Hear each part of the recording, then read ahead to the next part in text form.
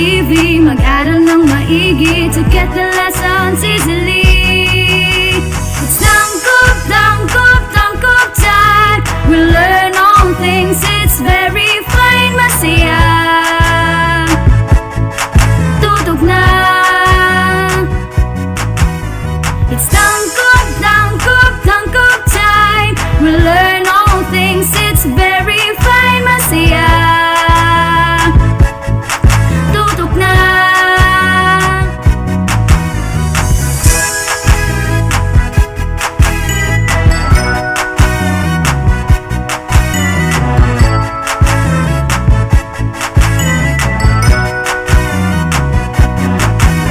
Tayo, tayo na. Let's come and learn together, supporting one another. We love, we care, we share. It's tangkop, tangkop, tangkop time. We learn all things, it's very fine, masaya. Tutok na. It's tangkop, tangkop, tangkop time. We learn all things, it's very fine, masaya. Tutok na. It's tangkop, tangkop, tangkop time. We learn all things, it's very fine, masaya. Tutok na. It's tangkop, tangkop, tangkop time. We learn all things, it's very fine, masaya. Tutok na. It's tangkop, tangkop, tangkop time. We learn all things, it's very fine, masaya. Tutok na. Tangkop, tangkop time.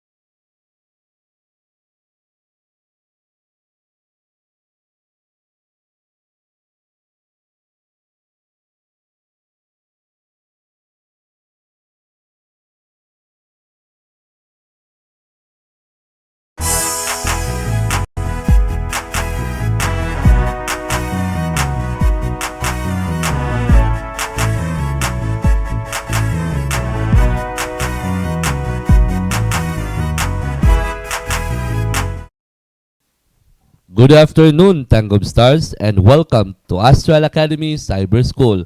I am your teacher R from Lorenzo National High School. And I am teacher James Marpisa Porno of Sumirap National High School, and we are Your teacher facilitators for today. So today is January 21, 2022, Yes. Friday, and we are now on the end of the week. But before that, we have our last discussion for housekeeping Keeping. NC2 Yes. specialized subjects for TVL senior high school students. So before we proceed to our new topic, let us have a review, short review Yes. first with the previous lesson, which is all about the terminologies used in housekeeping. Yes, so last time we talked about different terminologies in housekeeping circle, like like out of order, yes, out of service, so- and the like. So Yes. again, class, we need to be very familiar with all the terminologies used in the housekeeping and Yes. even in the front office and the hotel as a general.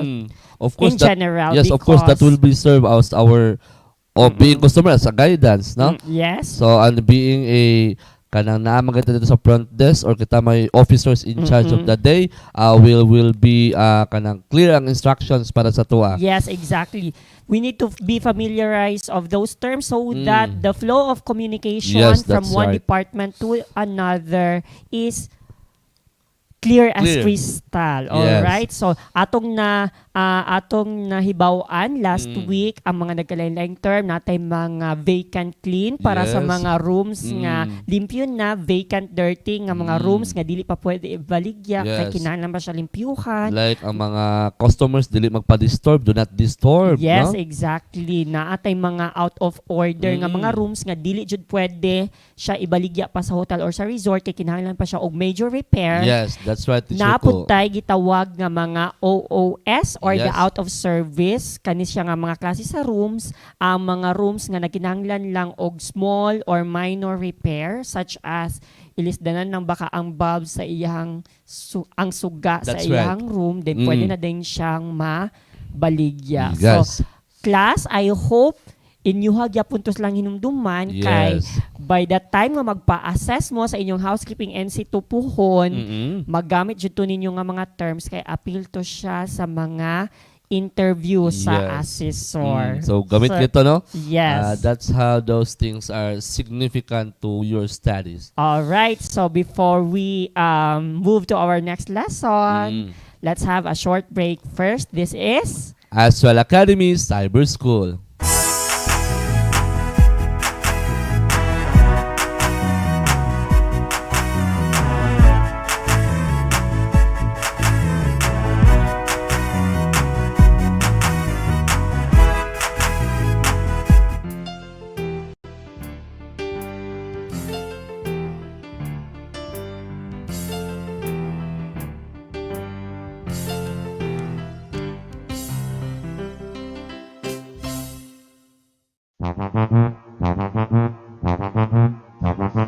Alamin ang teknolohiya sa agrikultura at pangkabuhayan upang umunlad ang ating bayan sagana sa likas na yaman.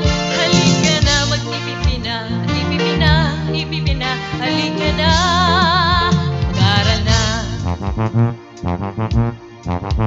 Alamin ang teknolohiya sa agrikultura at pangkabuhayan upang umunlad ang ating bayan sagana sa likas na yaman.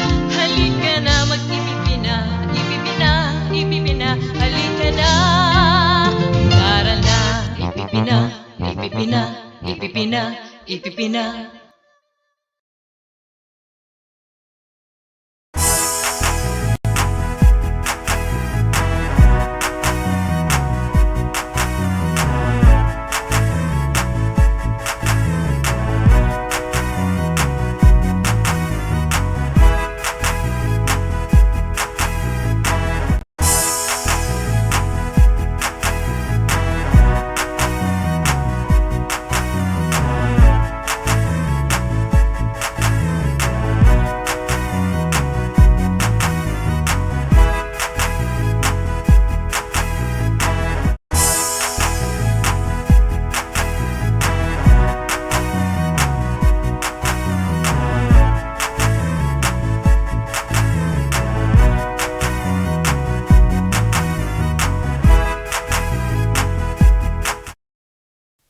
And we are back still here in Astral Academy Cyber School. All right, now we are moving to our brand new lesson for today in Yes. Housekeeping NC2, and our learning competency, Sir R, is Yes, our learning competency this afternoon is to identify cleaning chemicals used in housekeeping. all right. So this afternoon, class, we will be talking about cleaning agents and chemicals used in housekeeping because as we all know, kung manglimpyo man kita even sa atong balay, Yes, yes. magamit kita mga ginagmay nga mga chemicals or cleaning agents, no? Cleaning agents are used to make the cleaning job easy, Yes. and there are different type of cleaning agents used Yes. in the housekeeping in accordance with the manufacturer's instruction, Yes. of course. So dili man ta pwede magpa-mataka lang og kay gamit sa mga Tinuod. ani nga mga Detergent. chemicals. Yes, Kay, mga again, chemicals. they are chemicals. They are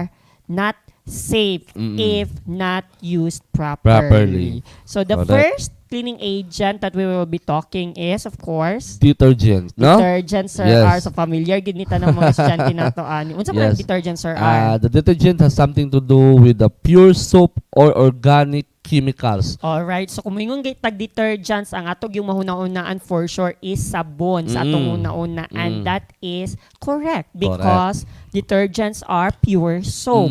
So naatay duha ka klase sa detergents. Yes. Natay soapy detergent, naputay ginatawag na Synthetic synthetic detergent. So kanang soapy detergent, mo na siya kato mga powder or mga flakes nga mga washing detergents nga Oo. gigamit nato, pwede siya Pwede mo siguro panglaba. mahatag og example ano sir ko ano mga soapy detergent like kato. Brand ra ba gid ang atong Mao mga gani. kasagaran. So Wala. maybe, pero I know for sure kanang Yes, kasagaran yes, yes. ninyong naay brand tapos detergent soap. Yes, inana. Kanang mga ingon na Oo. so mo na siya. Natay mga bars nga detergent soap, Yes, naputay yes, yes. powder, naputay bag-o karon sa merkado nga usually mo na ginagamit the liquid detergent soap. Kay mo pero mas mahal lang siya gamay, pero para sa sila nga soapy detergent. When we say synthetic detergent, sad kay organic chemicals siya gigami ang iyahang major component sa pagkabuhat niya. So mas kuan siya, mas medyo pricey.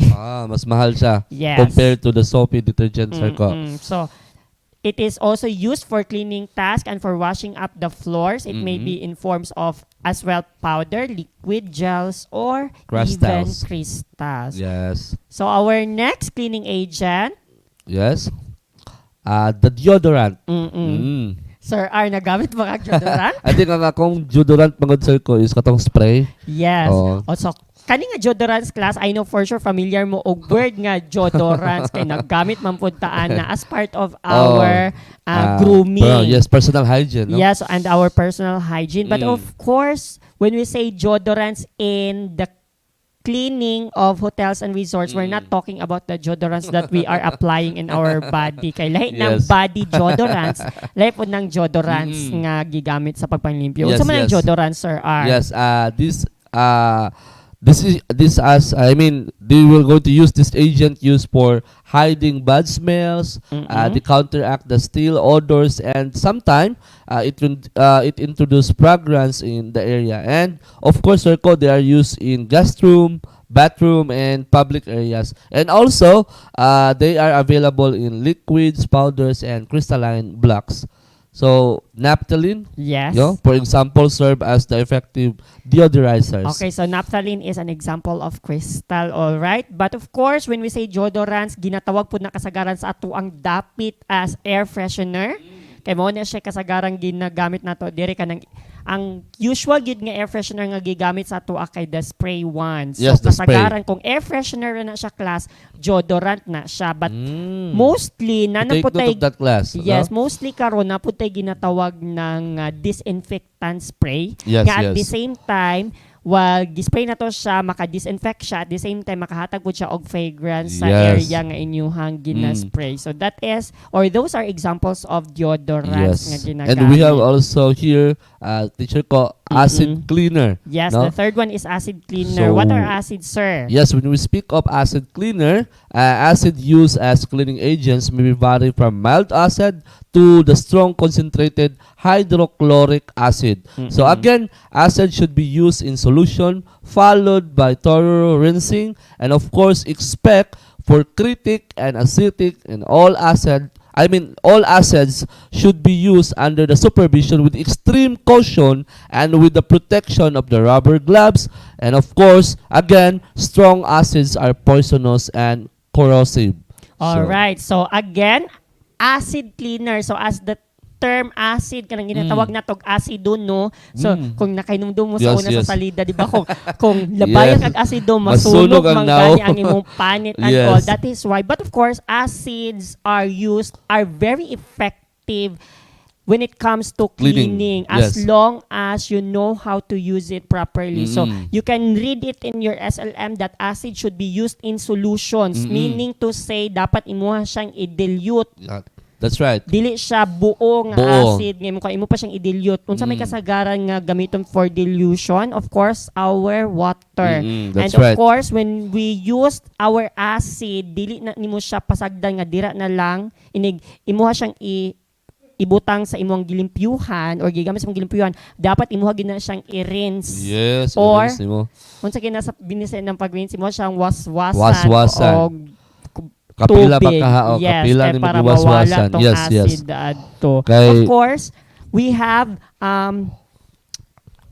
a simple guide here in using the acid cleaners Yes. for us to be guided properly on the proper use of the acid. Yes, kay para ato na pod ni siyang ma-prevent ang unsay mahitabo. So, Yes. So of course, when you use citric acid and acetic acid for cleaning metals only, so kani siya nga mga acids para ni siya or intended Good ni for siya metal. sa mga metals. Yes. So unsa may example sa metals nga pwede natong gamitan?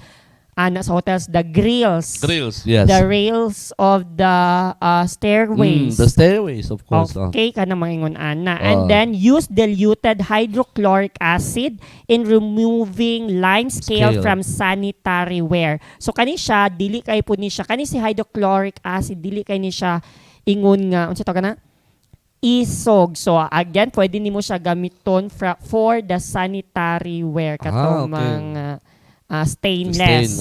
And then, use oxalic acid for removing stubborn water stains from hard floors and sanitary wares Ito mga as stains well. sa mga floors, like, no? Yes, kanang watermarks bitaw nga Yes, ginatawag oh. nato. Especially if glass doors, kanang dagko kay nga mga samin. Kung makabantay mo class, lisod kayo na siya tangtangon ang mga watermarks if dugay na kay siya dira. So kasagaran ang gamiton ana inigbang limpyo ka is the oxalic acid. Okay, so next we will move to our fourth Yes. cleaning agent. The And of laundry course, aids, no? So, Yes. these are used in cleaning materials which contain stiffening agents and fabric conditioners. Alright, so when we say laundry aids sa atong pagkahibalo, of course, manaman ta sa mga sabon, naputay gitawag ng mga laundry aids. Kani sila nga mga chemicals or cleaning agents, magamit ni siya aron mas ma-effective ang pamaagi nato sa pagpanglaba. Unsa may mga labhan din nato sa hotel. Of course, Daghan. daghang kayo mo bed sheets, daghang kayo mo og mga kortina. Yes, mga pillowcase, mga pillowcases kana mangingon ana. So Yes. dapat kabalo mo unsaon ni paggamit ni silang laundry aids. So si laundry aids nay duha ka klase. Natay gitawag nga stiffening agents, naputay gitawag nga fabric conditioner. So una ta sa fabric conditioner. Si fabric conditioner is very familiar. I know for sure you are very familiar with fabric conditioners kay mo gamit pud ta ani sa atong balay, especially if ganahan ta nga medyo humot-humot ang Yes. ato ang sanina yes. after nato siya nga gilaban. Labhan. So kani si fabric conditioner, it doesn't only give the good smell after laundrying Wapos your sa mga bacteria clothes sa but as well as mutabang pud siya haron dili kaayo or mahumok ang tela sa imong gilabhan. But then in contrary with this, kung gusto pud ka og medyo mugahi ang tela sama sa mga tablecloth, kay di ba mas nindot ang tablecloth nga medyo may pagkabagtik siya gamay, correct. especially the table napkins. So dili na siya mubagtik lag ilaha class napoy gigamit ana nga stiffening agents. And stiffening agents is an example of our laundry aids. Kasagaran gigamit ani nga stiffening agents kay ginatawag ni nato siya diri sa atong dapit og almirol kanang gamiton sa mga sastre haron mubagtik ang mga kwilyo. Yes, oo. ug uban pang parts atong sanina mo na siya stiffening agents. And of course, next we have We have the polishes, no? So, these are the cleaning agents that are applied to a surface to form a hard protective layer and thus guard agents' finger mark, stains, scratches. So again, they also create a pleasant shine on a hard surface. All right. So again, when we say polishes, as the name is rooted, polish. So meaning to say sinaw, pangpasinaw. Yes. So we have different types of polishes, natay metal polishes para intended sa mga metals. Naputay furniture polish intended para sa mga furniture, especially the wooden furniture. And then we also have the floor polishes. Example ana kay resins, and of course, ang pinaka-common nato, the floor. Yes, the floor. Wax. So mo na siya mga polishes. Yes. So more of this. Yes. When we return, this is Astral Academy Cyber School.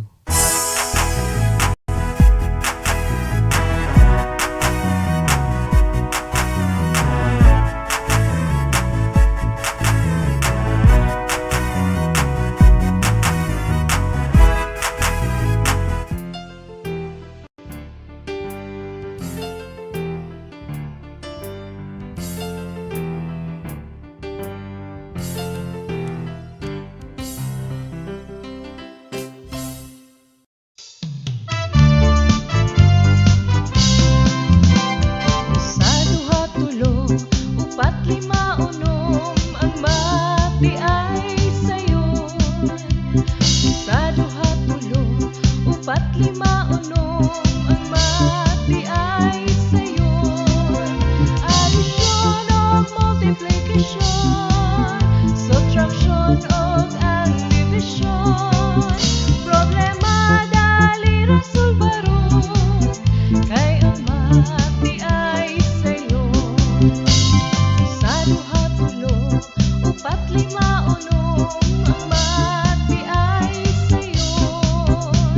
Sa duha tulo, upat lima unom, ang mati ay sayon. Ang mati ay sayon.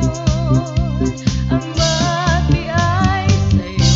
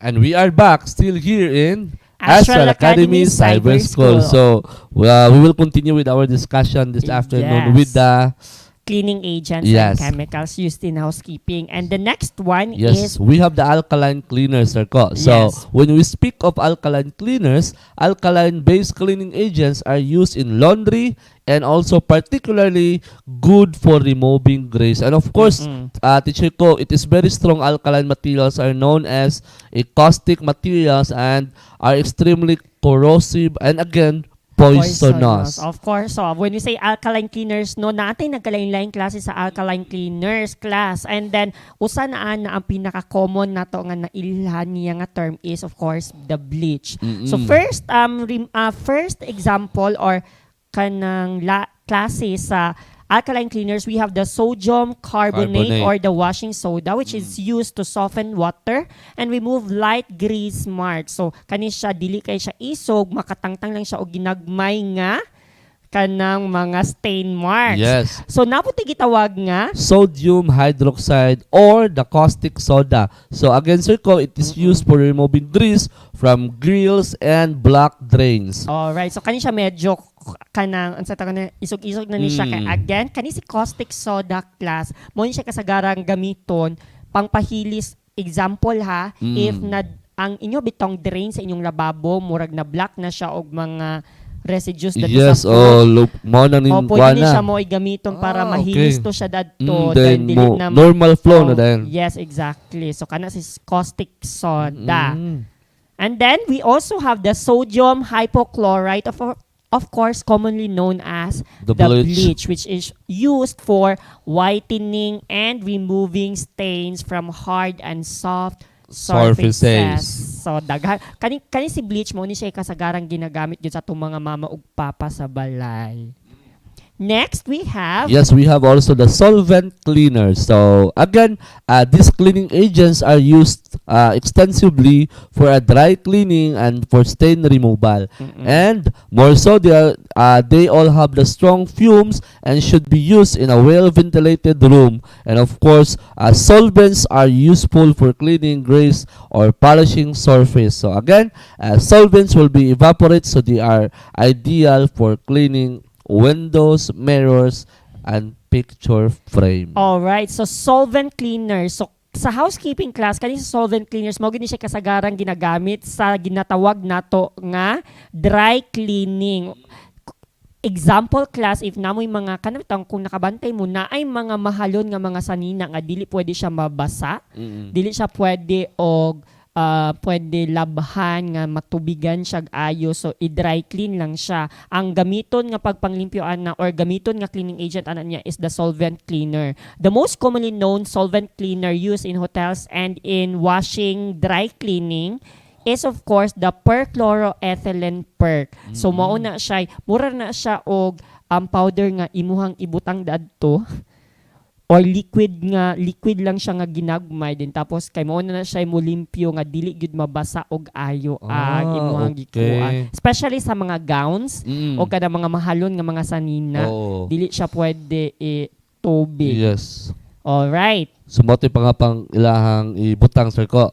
Mao na si solvent cleaners. So we have also the floor seal, no? So it can be either solvent or water-based. And of course, it is applied to a floor surface to form a semi-permanent protective barrier to prevent dirt, liquids, gray stains, and bacteria from penetrating it. And of course, it may last for 5 years before replacement is necessary. Alright, so kani si floor seal class, mura ni siya polishes, but of course, dili lang siya polishes kay mas dugay sila matangtang sa floor nga gina-applyan nimo. So kasagaran karon natin nagkalain-laing klase sa floor seal. We have the oleoresinous, we have the one-part plastic, and we also have the pigmented sealers. So kani sila tanan para ni siya sa salog nga unsa tawag na para sinaw siya tan-awon then dugay siya mahugaw. So mo ni siya kasagarang ginagamit especially if the floor area of the hotel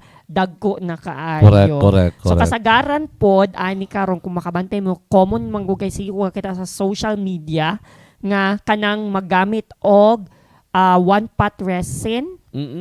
Kato ito, mura siya liquid nga clear din tapos iyabo lang sa salog. Dayon tapos mugahi na sa kadugayan. Sinaw na din kay mo sa loob. So mo na siya. Yes, mo na siya example sa floor seal.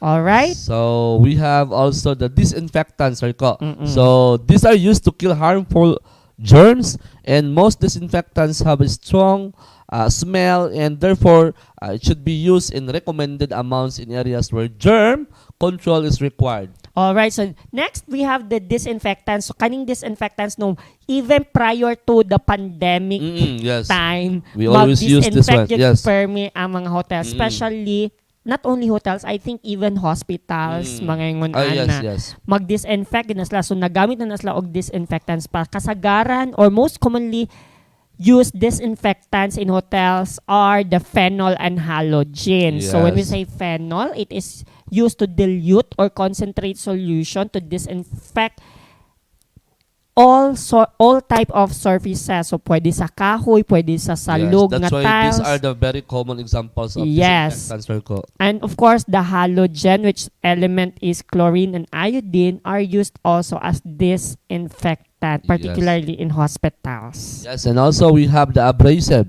No? All right, the last one is abrasives. Yeah. So these are the substances or chemicals that depend on the rubbing or scratching actions to clean dirt from hard surfaces. So, abrasives class mo ni siya ang ginagamit haron matangtang tong mga namilit nag-ayo. Pero magdepende sa pag-rub or pag-scratch nimo ang iyahang efficacy. Yes. So, kani sa abrasives magkinahanglan dili niya matangtang siya lang, dapat ikaw mismo may murab or Yes. mo scrub. So natay duha ka klase nga abrasives. We have the fine abrasives, we also have the hard Hard abrasive. abrasives. Kaning gitawag nato nga fine abrasives, liquid form ni siya. So example of fine abrasive is the jeweler's rug or kanang pangpalimpyo sa atong mga jewelries. Yes, Ang you're right, Sir pinaka-common Ko. nato nga tawag ani sa atong dapit is the silver cleaner. Unsa tawag ana, Sir R? Kanang tang ilang ihulo mura ra na siya tubig. Mo, no? Pero chemical later siya. That is an example of fine abrasive. Liquid na siya. And then Yes. when we say hard abrasives, can you say hard abrasives as the term hard, solid ni siya nga abrasive. Example, ani sandpaper, Yes, yes. fine ash, pumice stone, and of course the steel wool, mo na siya kasagarang mga hard abrasives. So, Yes. di ba mo na siya imong scratch kay para matangtang ang mga Yes. hugaw and Kaning all. steel wool is very common, and of course the sandpaper also. Oh, kung manglimpyo ta sa ato ang mga dish Kaldi- pads. yes, mga kaldo-kaldiro, mga Yes. grabe ang dukot. And even kung mabantayan ninyo sa example po niya is the fine ash. Yes, yes. Kaya the diba final. kung Oo. nakainunong ka ng Pwede mga sirin, ihinis. Pwede yes, the ihinis. sirin, and even some are Yes. using the sands.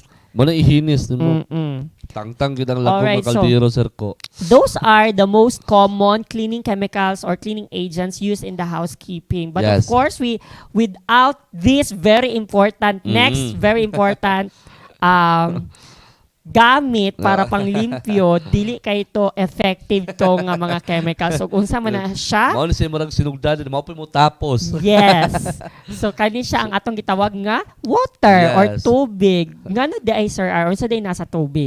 Water is not a cleaning agent, but then again, Sir Ko, it is very important in rinsing and finishing the cleaning process. All right. So exactly. So kung maingon tag manglimpyo no, dili man ta makapanglaba kung way tubig. Tinuod. Di ta makapang-brush sa salog kung walay tubig. So naagid permi partner sa mga cleaning chemicals si water. All right. So those are our cleaning chemicals and of course the use of water. So this time we will touch shortly the safe use of cleaning chemicals. So we have also to read the container labels and follow always the directions. Exactly, dili magbuot-buot. Next, we have to make sure all chemical containers are not leaking or Yes. damaged. Walay Yes. tulo, walay liki, Correct. and the likes. Yan, we have to label all the chemicals correctly. Alright, so kani si labeling of chemicals correctly, magamit ra ni siya if ever man gani nga i-transfer kay kasagaran man gud namang ubang mo pait og chemicals nga kanang pouch lang bitaw, sir. So para safe siya, imo gid na siyang ibalhin og bottle. Yes, yes. So inig mabalhin mo siya og bottle, dapat imo gid siya I-label. ma-correctly label kay Yes. para dili siya makuanan baglain, especially Correct. katong fine abrasive nga example nato sa una, kung nakabalita mo ay nakainom mo na ay balita sa una nga kanang ang papa naglimpyo sa iyahang mga silvers nga jewelries, dayon ang katong iyang panglimpyo gibutang ra niya og kanang mineral water nga bottle. Then Unya. mura ra pud siya Tubig. Unfortunately, iyahang bata nga anak nakainom ato nga gatuog tubig Correct, ra, correct. and unfortunately the child really died because So, these chemicals are really poisonous. Yes. So dapat careful jud ta sa paggamit. That is why labeling of chemicals is important, especially if imo siyang gi-transfer o correct. butanganan. Butanganan. Next, Wear personal protective equipment at all times while handling chemicals. Of course, Alright, so kanipod. kabalo na gid niya ang atong mga estudyante ani because we are always emphasizing the importance of wearing our PPE. Yes. And another thing is do not mix chemicals. Yes, So mga ganun mong ginabalik-balik. yes, dili ta teacher ko. pwede magbuot-buot pod og mix kay basig ato na ipagsagol-sagol kay para musamot og ka-effective Oh, yes, kunuhay. kay But then again, Nakakita mga sa content nga kanin mas makaputi. Pag yun, nakakita lang po kag isa ka kuan Makaputi solution gihapon. makaputi gihapon. Di So, mo na liandar ang imuhang kuan. Okay, so we are not chemical engineers, ha? We are just housekeepers. So Yes. never mix chemicals. Yes. And lastly, Do not sniff contents of containers. ayaw ninyo nga kuan bi simutong kun nako kung chlorine ba gyud ni siya Tinod, because tinod. even small sniff of it makalabad na sa imong Yep. ulo or makadamage na sa imuhang lungs. So again, dili to siya pang buhaton. So there you have it, class. Mo to siya ang inyuhang kinahanglang hinumduman Numduman. in using cleaning chemicals or cleaning agents. Now we will move to your activity for Yes. this week, and their direction is To identify what is referred by each statement below, and of course, write your answers on the space provided. alright. So since naminaw man sila nato karon hatagan nato slag bonus sa number Yes, 1, so, sir. Ato Akong basaw na number 1, Yes. Chico, no? So it is an alkaline-based cleaning agent which is used for whitening and removing stains from hard and soft surfaces. Alright. So alkaline-based nga pangpaputi ang gipangita nato whitening. Of course, that is very common and that is called the bleach. Correct. Alright. So the answer in number 1 as your bonus is bleach. Bleach. And the rest of the items Yes. are for you to answer. Good luck, learners. Good luck. So, Alright. So, So- kayo nahuman naman tanaw na mo sa inyong taas sa screen. Kay Yes. naana naka-flash ang ang inyong attendance marker for the second senior attendance marker Yes, for for our senior high school learners. students. Yes. So of course ang ato ang pagpasalamat to Chico no sa ato ang mga learners nga nagsigig gyud og paminaw dinhi kanato. Salamat po sa ato ang mga kauban sa Yes. buhat ng mga teachers na Yes. nagtanaw because I know for sure and Mm. I'm aware that those who are working from home are also watching with us. Yes. Also the parents. Of course. No? Okay. So this has been your teacher R from Lorenzo Tan National High School. And this has been Teacher James Mark Pisaporno of Sumirap National High School saying continue learning and hashtag shine Tanggub Stars. This is Astral Academy Cyber School. Bye. Bye-bye.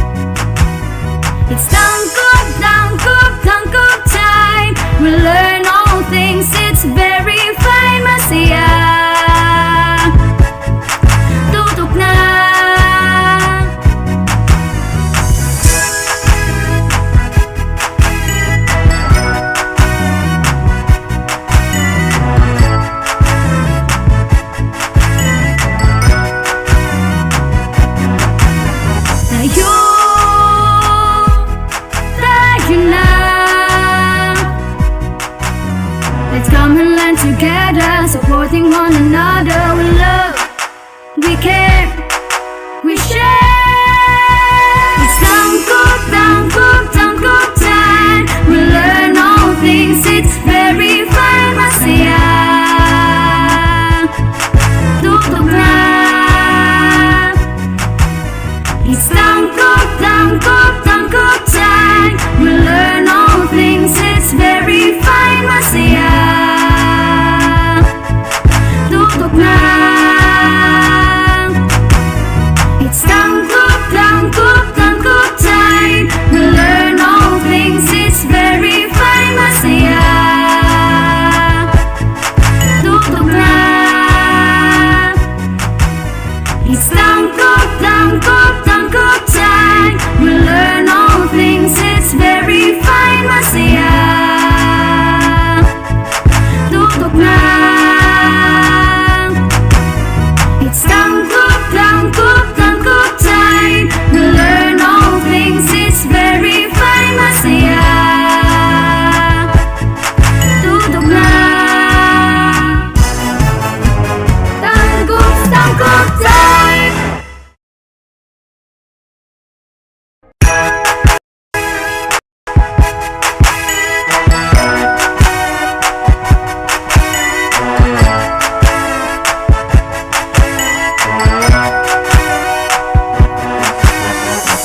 The Department of Education, Division of Tangub City, in partnership with the local government unit of Tangub, presents Ang Tangkub, transforming advancement in the new normal, guiding K-12 learners under broadcast media, crafted in response to the need of making education possible and accessible to students at the comfort of their homes. It covers the most essential competencies thematically layered in drama plays, which were originally written, directed, and performed by teachers to see to it that education is securely provided. This is Ang Tangkub. It's tangkop time. We learn all things, it's very fun, masaya.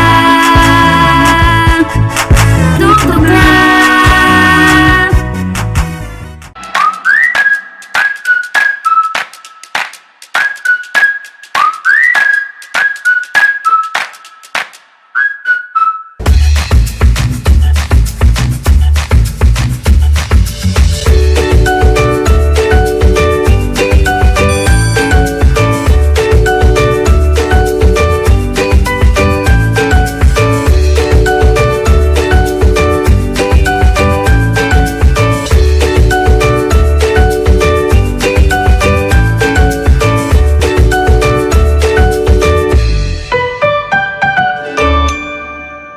Music, once admitted to the soul, becomes a sort of spirit and never dies.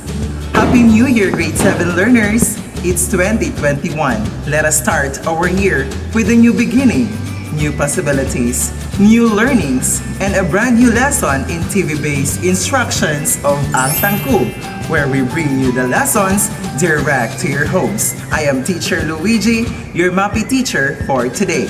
Just keep on learning while staying at home. This episode is an overview on the music of the Highland, Cordillera, Mindoro, Palawan, and Visayas. It composed of vocal characteristics which varies in every province. Visayan folk have a deep faith in God whom they served with devotion. Their key celebrations are fiestas or festivals for thanksgiving of good harvest and for honoring different patron saints. Through this lesson, you will discover how the people from Cordillera, Mindoro, Palawan, and Visayas express their feelings towards each other and the environment, their history, and their supernatural beliefs. After going through this video, you're expected to describe the musical characteristics of representative selection of Cordillera, Mindoro, Palawan, and Visayas. So learners, kindly take a look on this scene.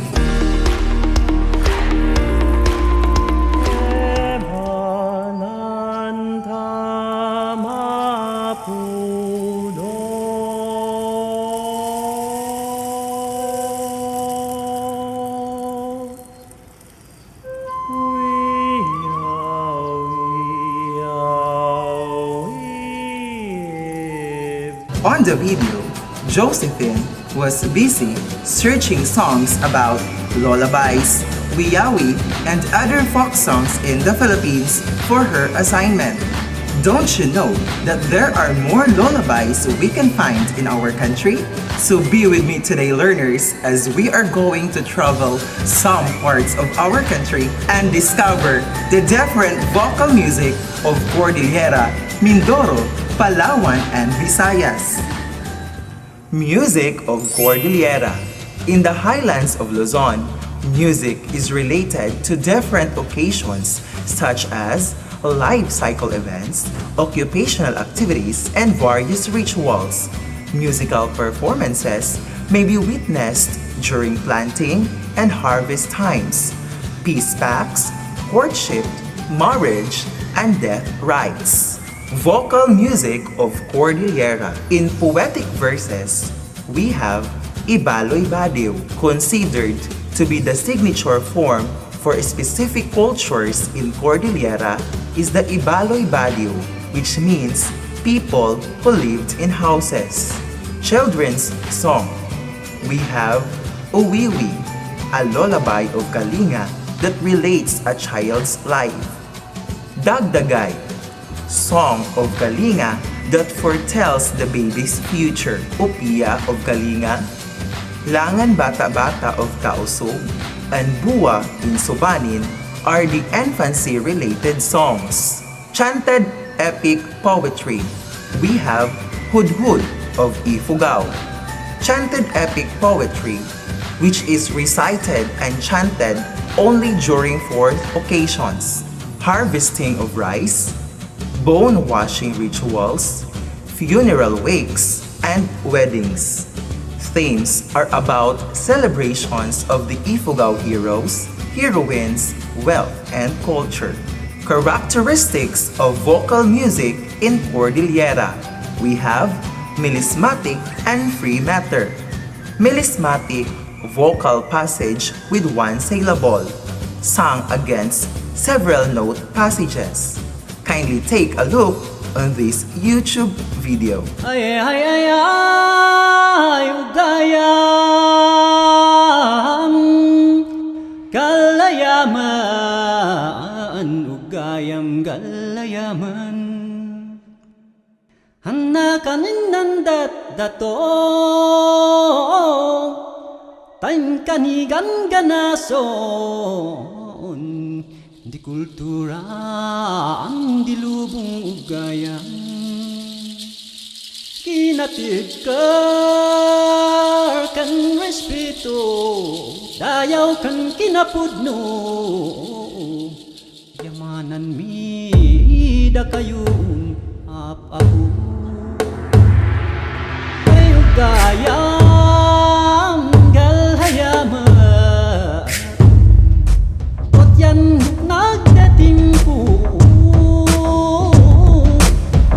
man isot ako nagito'y nga rarapap mi sapay kuma may bingayo kadagiti dadumang. Free matter. Musical matter without time signature. Kindly take a look on this YouTube video. Ifugao student perform the hudhud.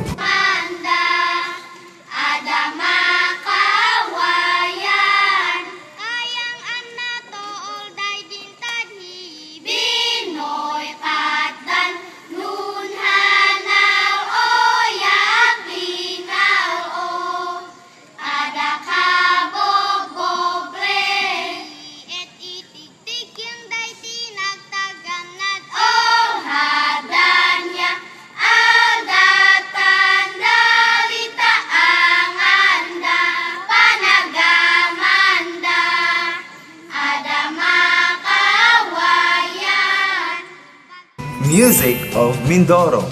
Similar to Cordillera music, the music of Mindoro is used for communication with the spirits in rituals and worships, weddings, works, courtships, festive occasions, and lullabies. Vocal music of Mindoro. Marayaw, Marayaw, used to communicate with spirits in rituals for healing the sick and protecting the community. Pamuybuyin, song about legends which means the fear of water. Ambahan, composed of a 7-syllable line ending in rhymes.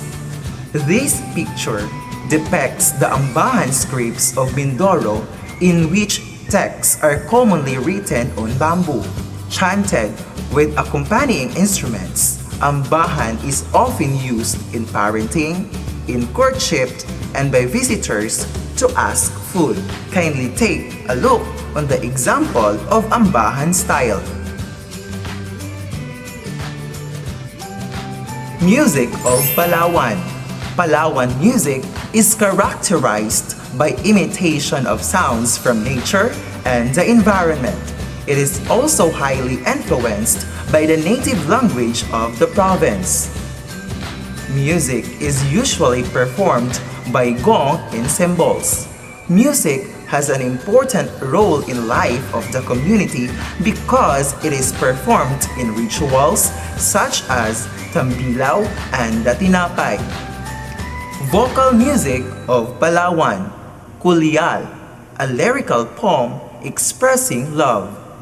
Tultul, a chanted vocal music about epic heroes and usually chanted at night, ending at daybreak. Lantige, love songs of Tagbanwas and people of Palawan. Music of the Visayas. The Visayan music is highly influenced by Spanish culture. They colonized the Philippines long time ago. Spanish musicians introduced new styles of music which has Western cultures and traditions. The vocal music of the Visayans has different functions in their lives. The songs include children's songs, lullabies, ballads, working songs, and serenades. Balitaw, a musical style of the Visayan, is a song and dance debate between a man and a woman. The theme of the musical style is about love and marriage and is usually performed by good singers as well as dancers and actors. Vocal music of the Visayan. Matud Nila. It expresses love against all odds. Dili malipay kay wa ako'y bahandi nga kanimo igasa. Rosas Pandan, a song of joy and love. It tells about a pretty mountain maid who loves to dance the balitaw. Dalaga ay parang rosas, bumabango pag namumukad ka. Habang hinahagkan ng araw, lalong gumaganda ang kulay. At ang humingiting talulog. Kundansoy, a name of a boy who is being asked to drink laloy's tuba, a coconut wine.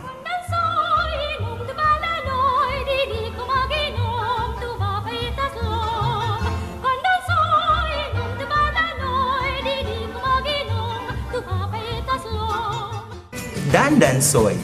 This song is about the singer leaving her man whose name is Dandansoy in order to go back to her hometown. Dandansoy, bayaan kay ka. Pauli ako sa payan. O gali. Ili-ili, tulog anay. It is a folk song which is sung to put a baby to sleep.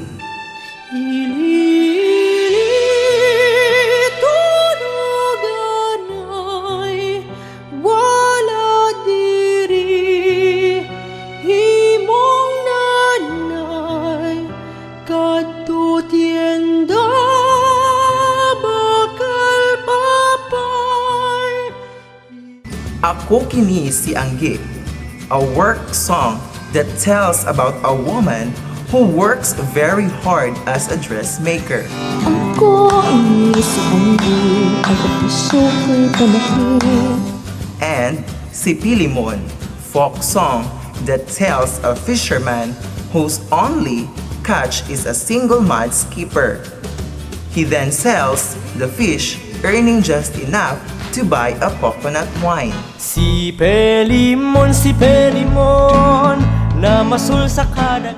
That's it, learners. I hope you learn new things today. So this time, kindly get your activity sheets in MAPI 7, Episode 1, Quarter 2.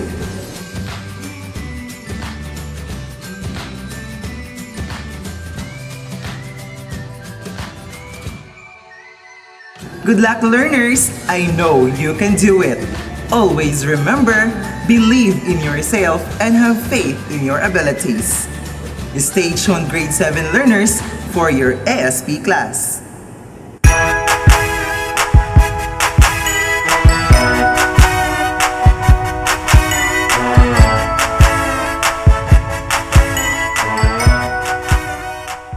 Dahil sa kakayahan ng tao na angat sa iba pang nilikha, inaasahang gagamitin niya ang mga ito na may pagpapahalaga at responsibilidad.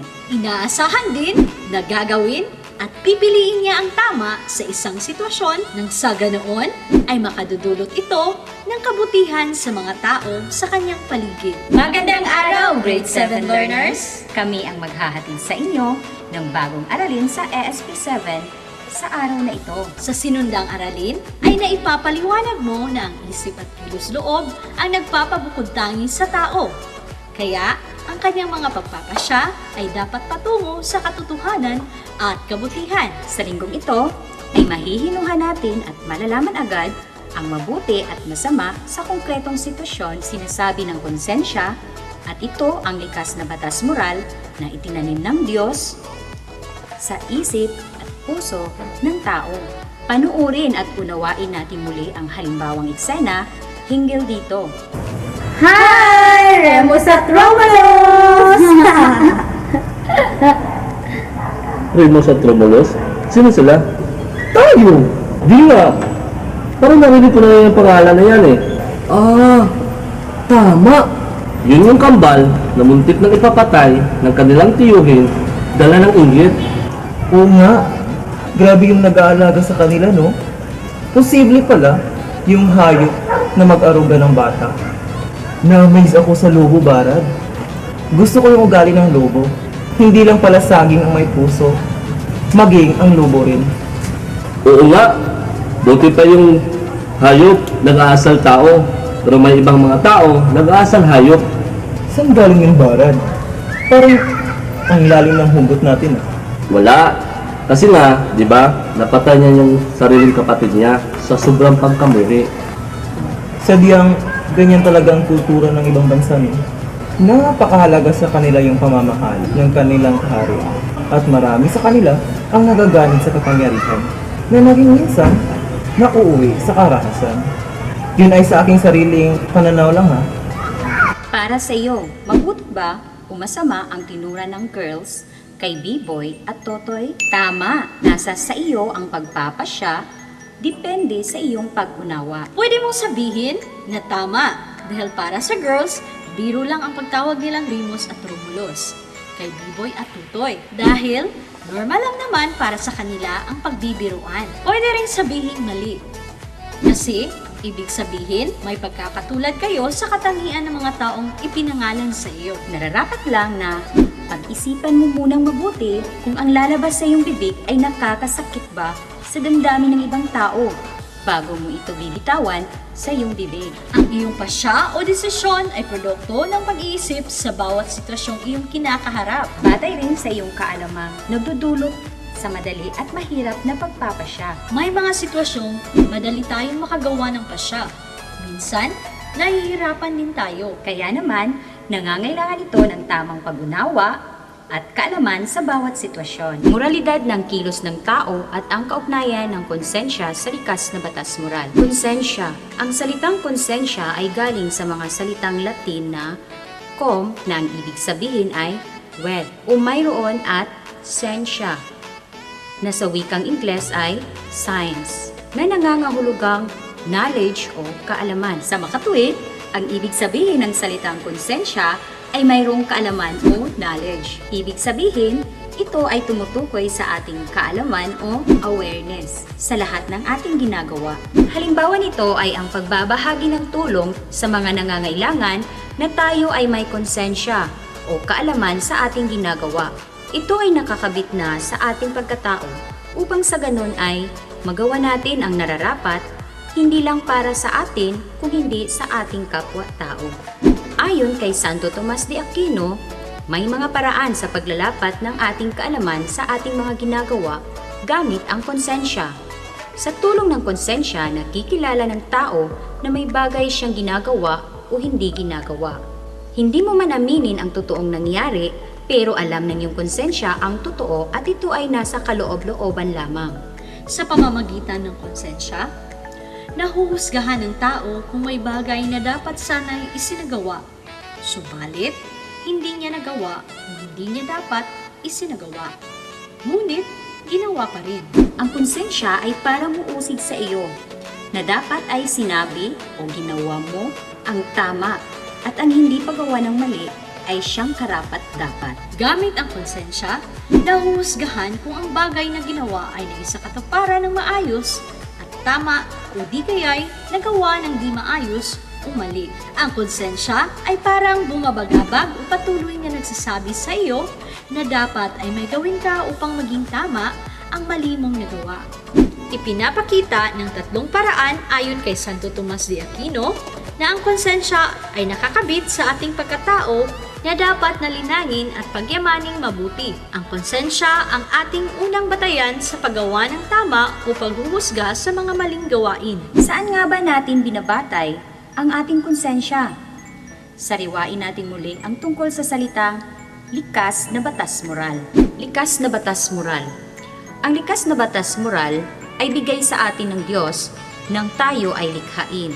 Tinatawag itong likas dahil ito ay natural at nakakabit sa ating pagkatao. Ang Diyos ay nakikibahagi sa atin ng karunungan at kabutihan upang mamuhay tayo ng may kalayaan patungo sa kapayapaan. Sa pamamagitan ng batas na ito, ang tao ay may kakayahang makilala ang mabuti at masama. Ngayon, sisimulan na natin ang ating gawain at sabayan niyo ko sa pagbabasa sa panuto bago ang pagsagot. Panuto. Basahin mabuti ang bawat pahayag o tanong. Bilugan ang titik ng tamang sagot sa iyong activity sheet. Uhayan learners, simulan na ang pagsagot. Huwag kaligtang isulat ang iyong pangalan. Naway, ang mga natutuhang kaalaman ay magsisilbing gabay sa paggawa ng mga pasya sa hinaharap. Laging tandaan, ang tungkol sa likas na batas moral na itinatanim ng Diyos sa isip at puso ng bawat tao. Hanggang sa susunod na aralin, grade 7 learners! Sa mga grade 8 learners, huwag aalis at susunod na ang aralin sa MAPE at SP.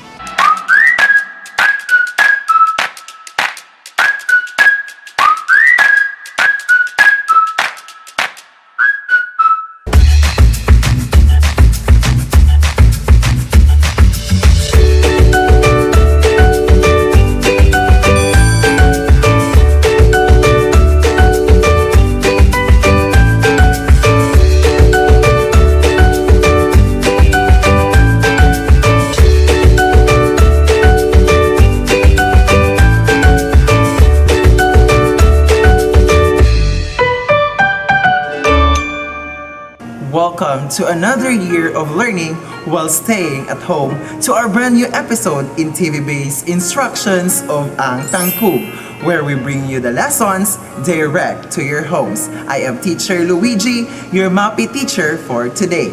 Stay tuned, my dear learners, because at the end of this episode, you will analyze the elements and principles of art in the production of arts and crafts inspired by the culture of East Asia. So learners, kindly take a look on this scene.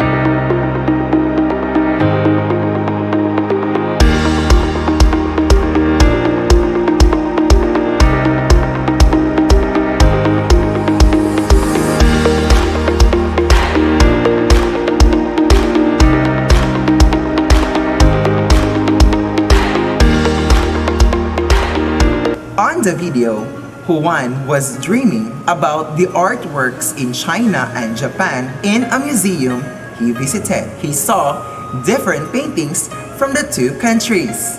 Last year, we traveled all around Southeast Asia and discovered their culture through music, arts, beliefs, and traditions. This year, you are about to embark a new venture to another East Asian countries, specifically in Japan, China, and Korea. But before we step into our new lesson today, let us review first what are the elements and principles of art.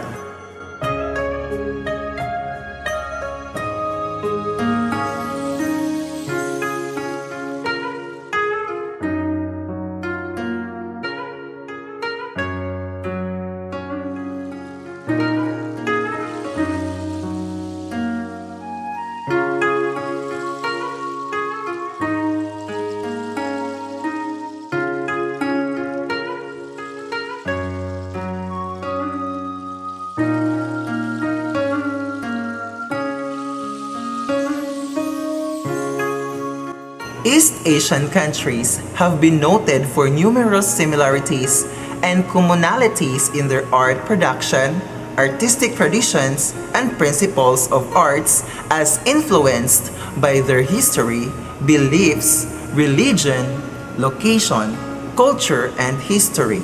Art of East Asia. China.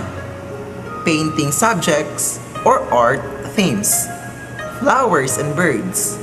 Landscape, palaces and temples, human figures, animals, bamboos and stones. Japan, painting subjects or art themes. Scene from everyday life. Narrative scenes crowded with figures. South and North Korea, painting subjects or art themes. Landscape paintings. Minwa, the traditional folk painting. Four gracious plants, bamboo, and portraits. That's it, learners. I hope you learn new things today. So this time, kindly get your activity sheets in MAPI 8, Episode 1, Quarter 2.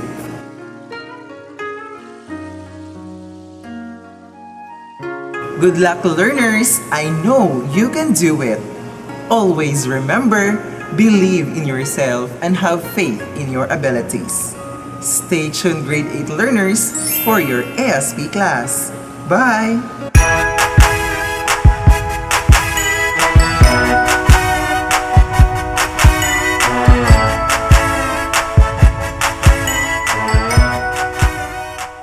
Sino-sino ang itinuturing mong kaibigan? Gaano sila kahalaga? At ano ang bahaging ginagampanan nila sa iyong buhay?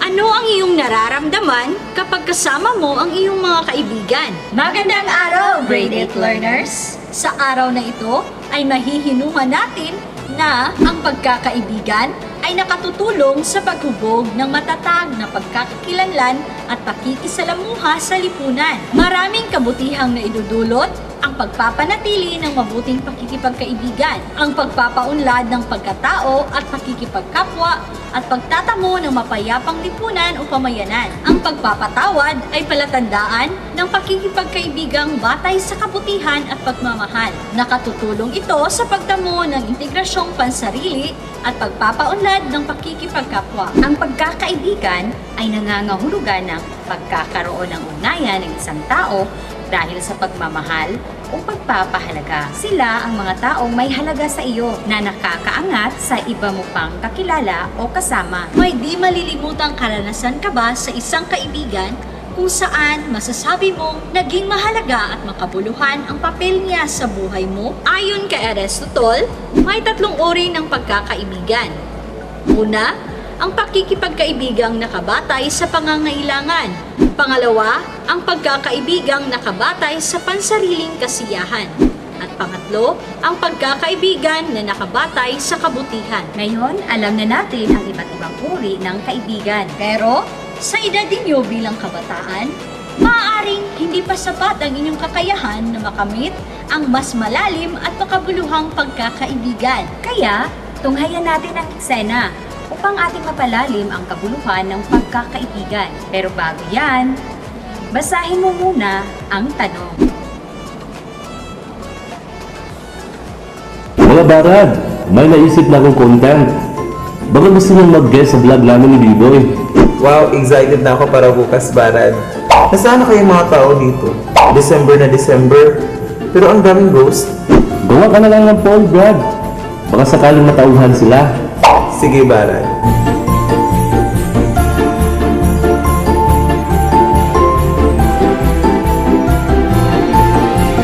Uy!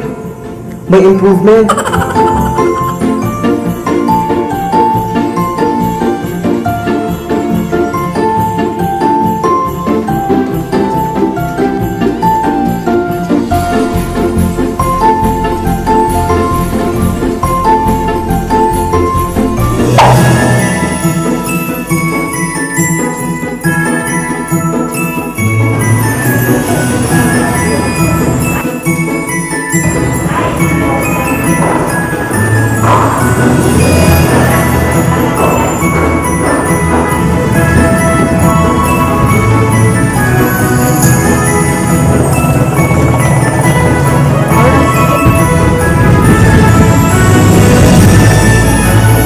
Ay buhay.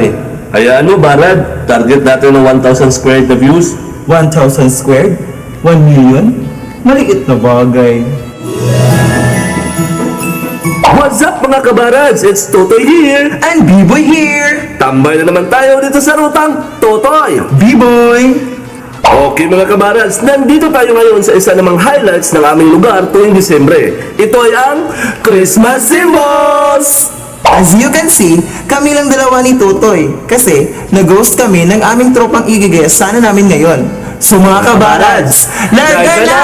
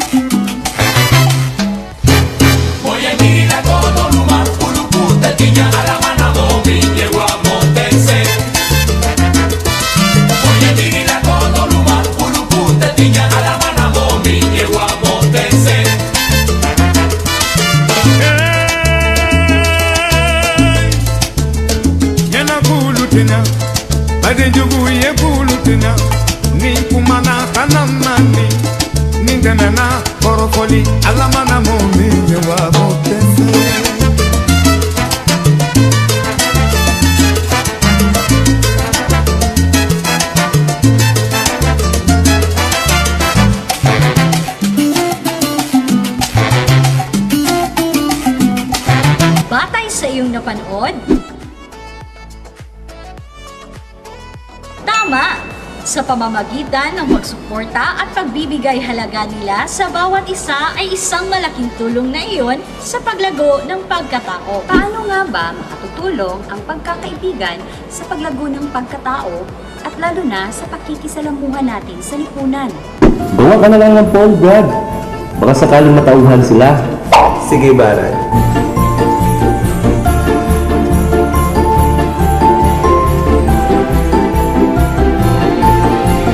Uy! May improvement!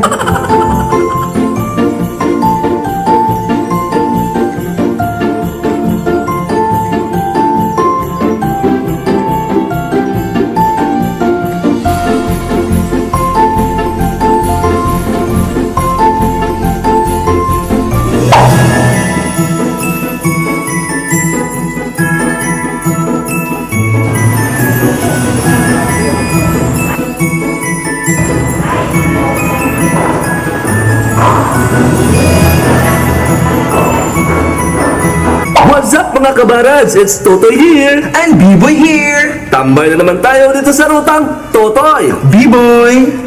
Okay mga kabarads, nandito tayo ngayon sa isa namang highlights ng aming lugar tuwing Disyembre. Ito ay ang Christmas Symbols!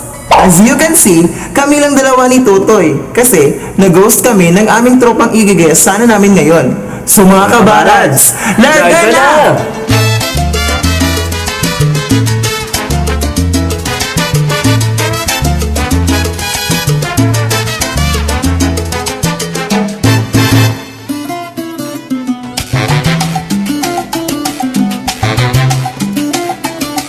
Tama, maraming bagay na katangi-tangi ang naihahandog o nagawa ng isang kaibigan sa iyo na hindi natin mabilang. Ano-anong katangian ang magkapareho kayo ng iyong kaibigan? Ano naman ang katangian na naiiba sa bawat isa? Bakit nananatili pa rin kayong magkaibigan sa kabila ng iyong pagkakaiba? May pagkakataon bang hindi kayo nagkakaunawaan? Ano kayo nananatiling buo sa kabila nito? May mahalagang papel ba ang ginampanan ng kaibigan sa ating buhay? Makapangyarihang ugnayan ang pakikipagkaibigan. Nakapagdudulot ito ng positibo, makatotohanan at matibay na pundasyon ng ating pagkakakilanlan at pagkatao. Sa aklat ni Joy Carol taong 2008 na The Fabric of Friendship, tinutukoy dito ang maraming mga bagay na naidudulot ng pakikipagkaibigan sa pagpapaunlad ng ating pagkatao. Una, nakalilikha ito ng mabuting pagtingin sa sarili. Sa pakikipagkaibigan, natatamo ng tao ang matatag na pagkakakilanlan. Pangalawa, natutuhan kung paano maging mabuting tagapakinig. Kapag tayo ay nakikinig sa sinasabi ng ating kaibigan na may bukas na kaisipan, nalilinang ang ating kakayahang umunawa at maging mabuting tagapakinig. Pangatlo, natutukoy kung sino ang mabuti at di mabuting kaibigan sa pamamagitan ng mga tunay na kaibigan. Maraming tiwala ang nasira, maraming sakripisyo ang nasayang, maraming luha ang marahil pumatak at maraming panghihinayang. Pang-apat, natutuhang pahalagahan ang mabuting ugnayan sa pakikipagkaibigan sa kabila ng ilang di pagkakaintindihan. Ang mga suliranin ang nakapagpapatatag sa isang tao at sa pagitan ng magkaibigan, ang mga suliranin din ang maaaring maging instrumento upang mas mapatatag ang kanilang samahan. Panlima, nagkakaroon ng mga bagong ideya at pananaw sa pakikipagkaibigan. Mayroon pa rin bagong ideya na ngayon mo lang natuklasan mula sa iyong kaibigan. Sa pagkakaibigan, natutuklasan hindi lamang ang katangiang mayroon ng isang kaibigan, kundi mas higit ang pagtuklas sa iyong sarili. Ang pagkakaibigan ang tanging paraan upang makita ang yaman ng iyong pagkatao. Maraming kabutihang naidudulot ang pagpapanatili ng mabuting pakikipagkaibigan, lalo na sa paglinang ng pakikipagkapwa at pagtamo ng mapayapang lipunan o pamayanan. Pakikipagkaibigan tungo sa paglinang ng pakikipagkapwa. Hindi lamang ang pagkatao ng bawat individual ang umuunlad, kundi pati na rin ang kasanayan sa pakikipagkapwa. Ang maging bukas ang mata na mayroong ibang tao na maaari mong unahin kaysa sa iyong sarili para sa kabutihan. Pinahahalagahan ang kaibigan tulad ng pagpapahalaga sa sarili. Pakikipagkaibigan tungo sa pagtatamo ng mapayapang lipunan. Naniniwala si St. Augustine na unti-unti magiging perpekto ang isang lipunan kung ito ay magiging lipunan ng malalim at makabuluhang pagkakaibigan. Ayon kay Andrew Greeley, taong 1970, isang sosyolohista, ang mabuting pagkakaibigan ay matibay na pundasyon at mabisang sangkap sa maraming uri ng ugnayan sa pagitan ng mga tao sa lipunan. Ang epekto ng mabuting pagkakaibigan ng mga taong naninirahan sa lipunan ay malaking impluwensya sa pagtatamo ng kapayapaan at kaayusan. Imposible ang pagbabago at pagiging perpekto ng lipunan kung wala ang pagkakaibigan. Ang pagpapatawad ay palatandaan ng pakikipagkaibigang batay sa kabutihan at pagmamahal. Nakatutulong ito sa pagtamo ng integrasyong pansarili at pagpapaunlad ng pakikipagkapwa. Pagpapatawad, batayan ng kabutihan at pagmamahal. Ayon kay George Washington, ang tunay na pagkakaibigan ay dumadaan muna sa ilang matitinding pagsubok bago ito ganap na malinang sa malalim na antas ng pakikipag-ugnayan. Ang paghingi ng kapatawaran ay hindi kahinaan kundi kalakasan ng isang tao. Ang mabuting pagkakaibigan ay marunong tumanggap sa katotohanan. Handang ipakita ang kababaang loob at pagpapatawad. Sapagkat nararapat lamang na sabihin at tanggapin na ang isa sa atin ay nagkamali. Makabubuti sa pakiramdam na malaman natin na ang isang kaibigan ay may pagnanais na maiayos at mapanatili ang binuong pagkakaibigan sa matagal na panahong Kaibigan, handa ka na bang maglakbay patungo sa malalim at makabuluhang pagkakaibigan? Learners, batid kita ang susunod niyong gawin. Sagutin ng buong katapatan ang bawat bahayag upang masukat ang kakayahang maisakatuparan ang isang makabuluhan at mabuting pakikipagkaibigan. Huwag kalitaang isulat ang iyong pangalan bago simulan ang pagsagot. Sabayan niyo ako sa pagbasa sa panuto. Panuto, buuin ang konsepto ng pagkakaibigan sa diagram na nasa ibaba at isulat sa inilaang espasyo ang iyong sariling pananaw o opinyon tungkol dito. Tandaan, ang pagtingin sa tunay na pagkakaibigan ay hindi tumitingala o yumuko sa kaibigan.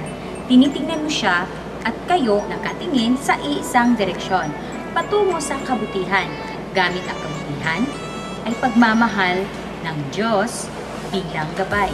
Ito lang muna sa ngayon, grade 8 learners. Huwag ilipat ang channel pagkat may susunod pang aralin sa MAPI at ASP. Hanggang sa muli!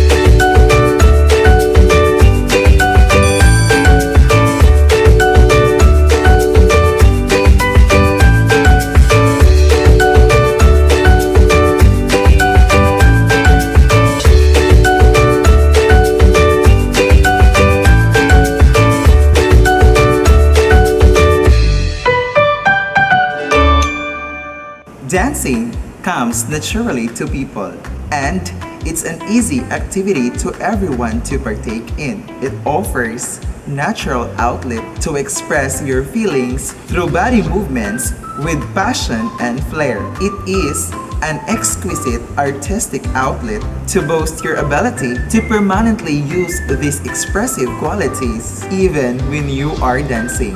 Happy New Year, grade 9 learners! It's 2021. Welcome to our brand new episode in TV-based instructions of Ang Tangkub, where we bring you the lessons direct to your homes. I am Teacher Luigi, your MAPI teacher for today. Just keep on learning while staying at home.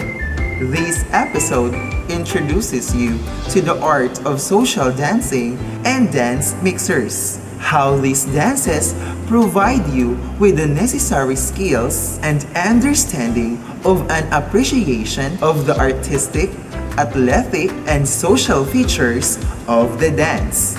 Stay tuned, my dear learners, because today you will be able to describe the nature and background of the dance, especially social dances. So learners, kindly take a look on this scene.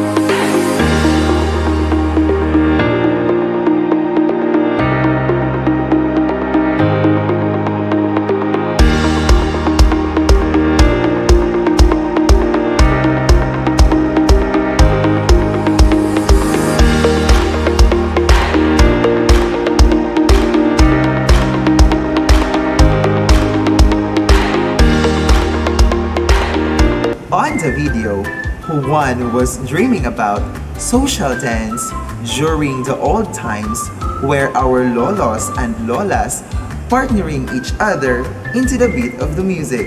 They prefer to call it as baile. Now learners, why do people dance? People dance for all kinds of reasons. To mourn, to celebrate, to heal, to give thanks, to preserve culture heritage and treasured legends, to demonstrate physical prowess, to assert individuality, to provoke and to entertain. Almost everyone can dance, regardless of age or ability. Are you excited to dance? But before that, let us know first the nature and background of social dances and how it benefits your life. Social dance is dance which is recreational and generally executed with a partner and in groups or as a community activity for fun and enjoyment. Social dances and dance mixers are dances. Sometimes it does not require a partner, but actually some people in an institution or community. Generally, social dance is organized within a community through volunteer leaders or to raise money for benefits rather than by professional engagement and management. Of course, a few professionals make their business from coaching social dancing, and some initial basic learning may be advantageous for a newbie or for refinement or more advanced technique.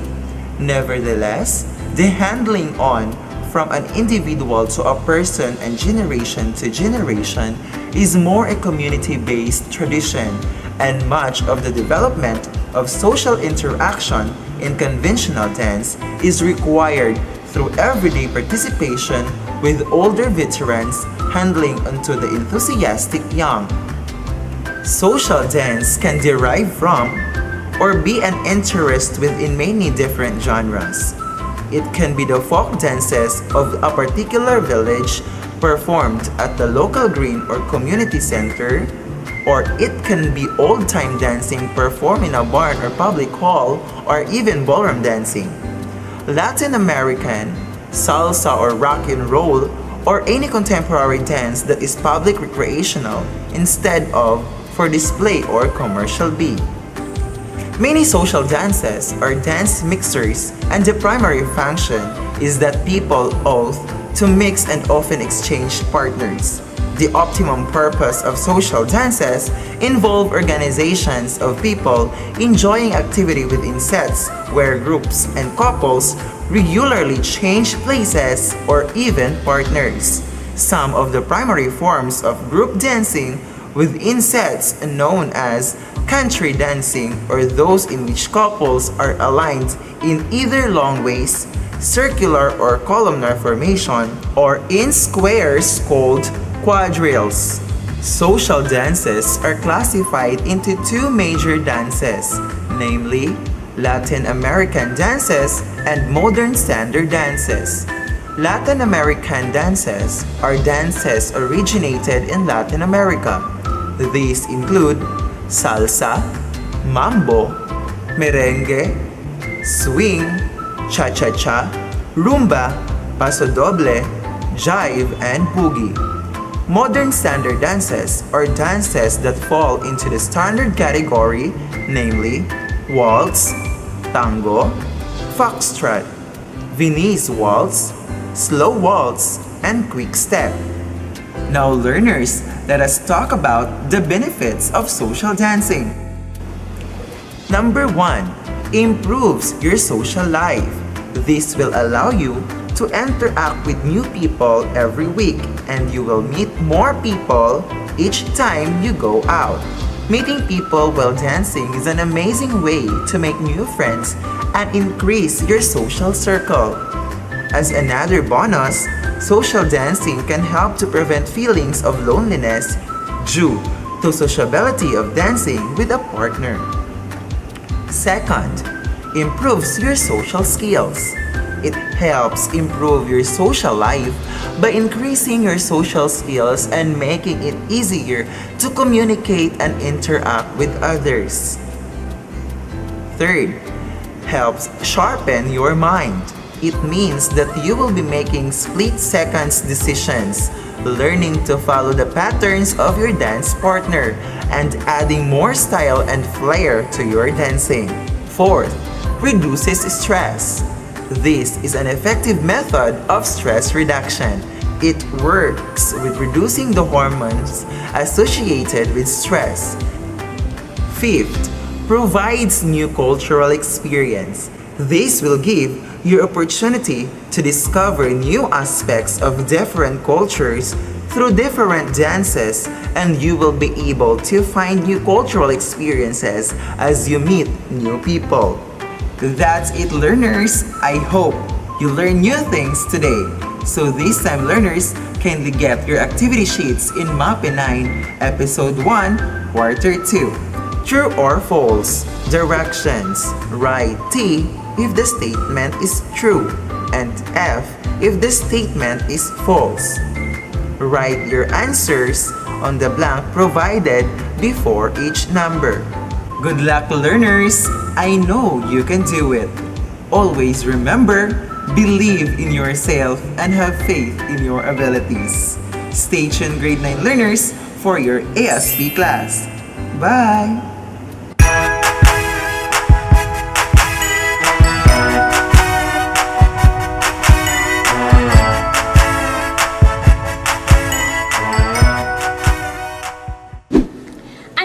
Batas na gabay sa ating pagpapakatao. Bakit kailangang umayon sa batas na ito?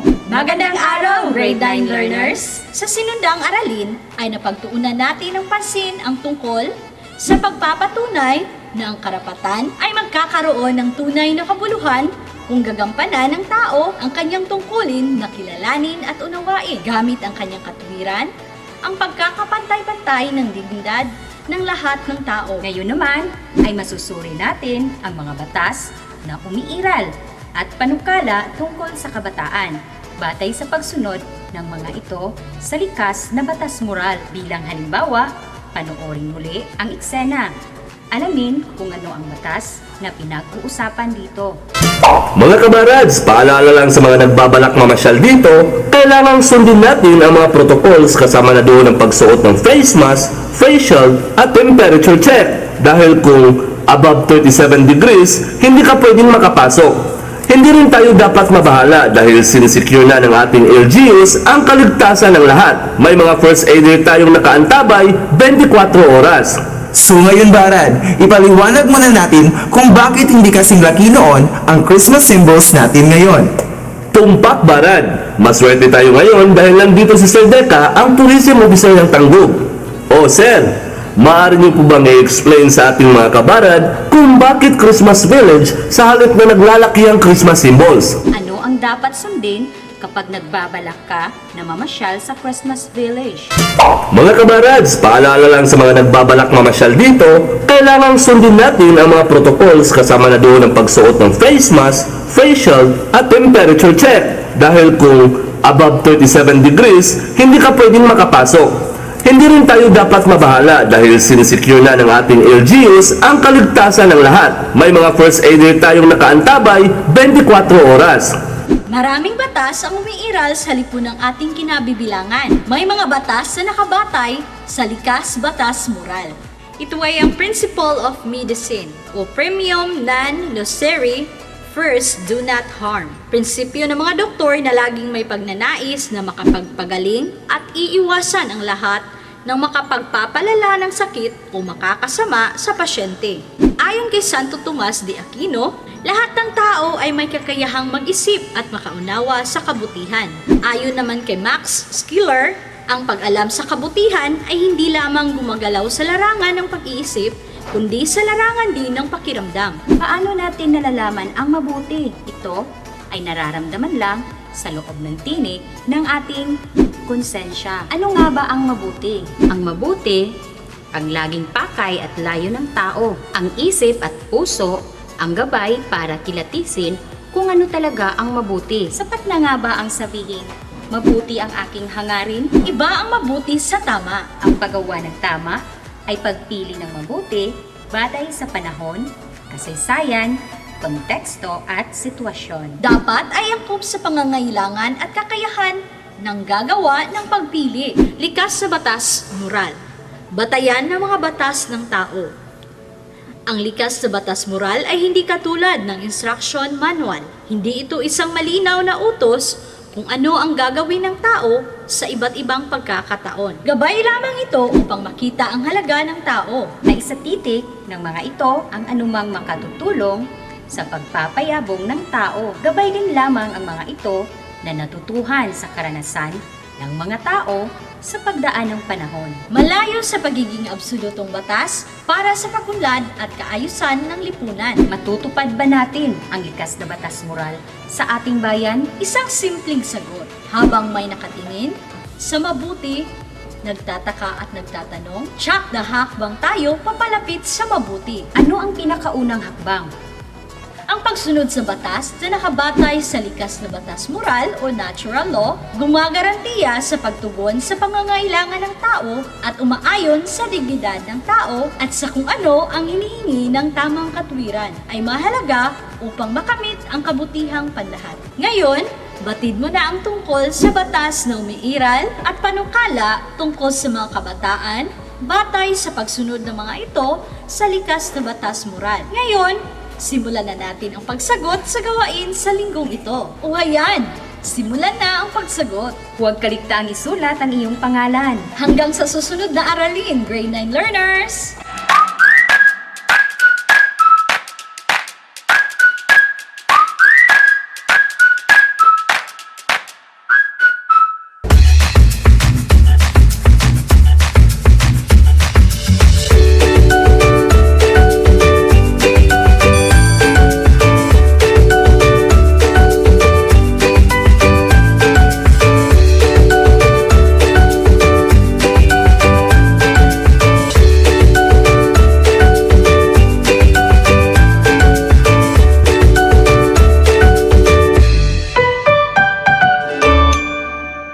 Happy New Year, Grade 10 learners! Welcome to our brand new episode in TV-based instructions of Ang Tangkub, where we bring you the lessons direct to your homes. I am Teacher Luigi, your MAPI teacher for today. Just keep on learning while staying at home. What is your personal understanding of health and fitness? Are you practice healthy living, or are you someone who does not care at all?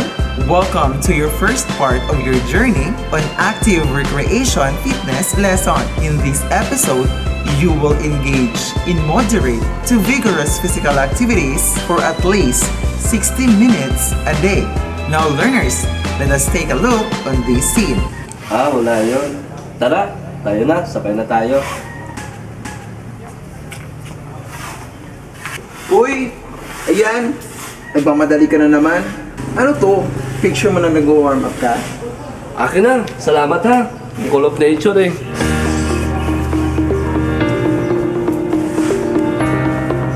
On the video, Pedro saw the picture of one while doing warm-up exercise. Learners, did you have your warm-up exercise daily? So this time, kindly get your activity sheets in MAPI 10, Episode 2, Quarter 1, and let us check if you do these activities. Directions. Reflect on the different physical activities you had participated or performed during the previous years. Write your answers in the space provided. Then, compare your answers with the fitness survey questionnaire. Put a check mark on the appropriate column yes if you do it, or no for didn't. Your way of life, simply termed as lifestyle, has a great impact, has a great influence in your fitness and health. Are you ready to discover more about your healthy journey? Answer the Wellness Lifestyle questionnaire below to analyze your current exercise habits.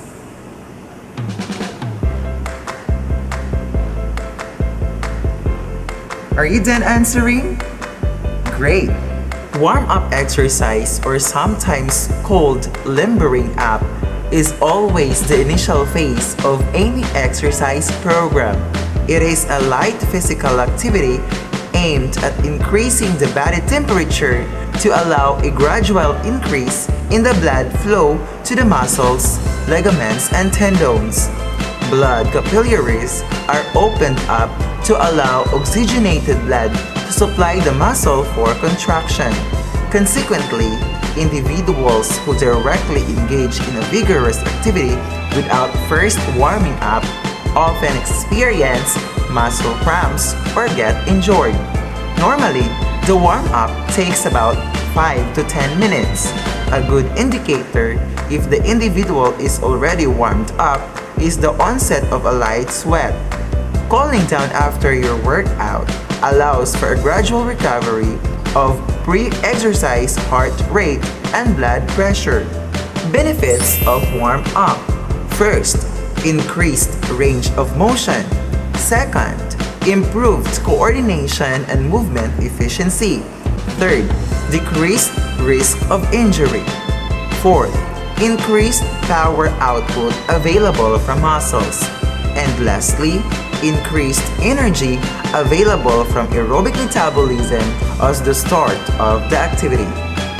Now learners, please prepare yourself as we are going to proceed to our next activity. Find a comfortable place in your home to do the warm-up exercise. Are you ready?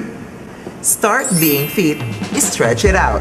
In this activity, you will perform basic stretching and warm-up exercises to condition your body in performing a variety of fitness activities.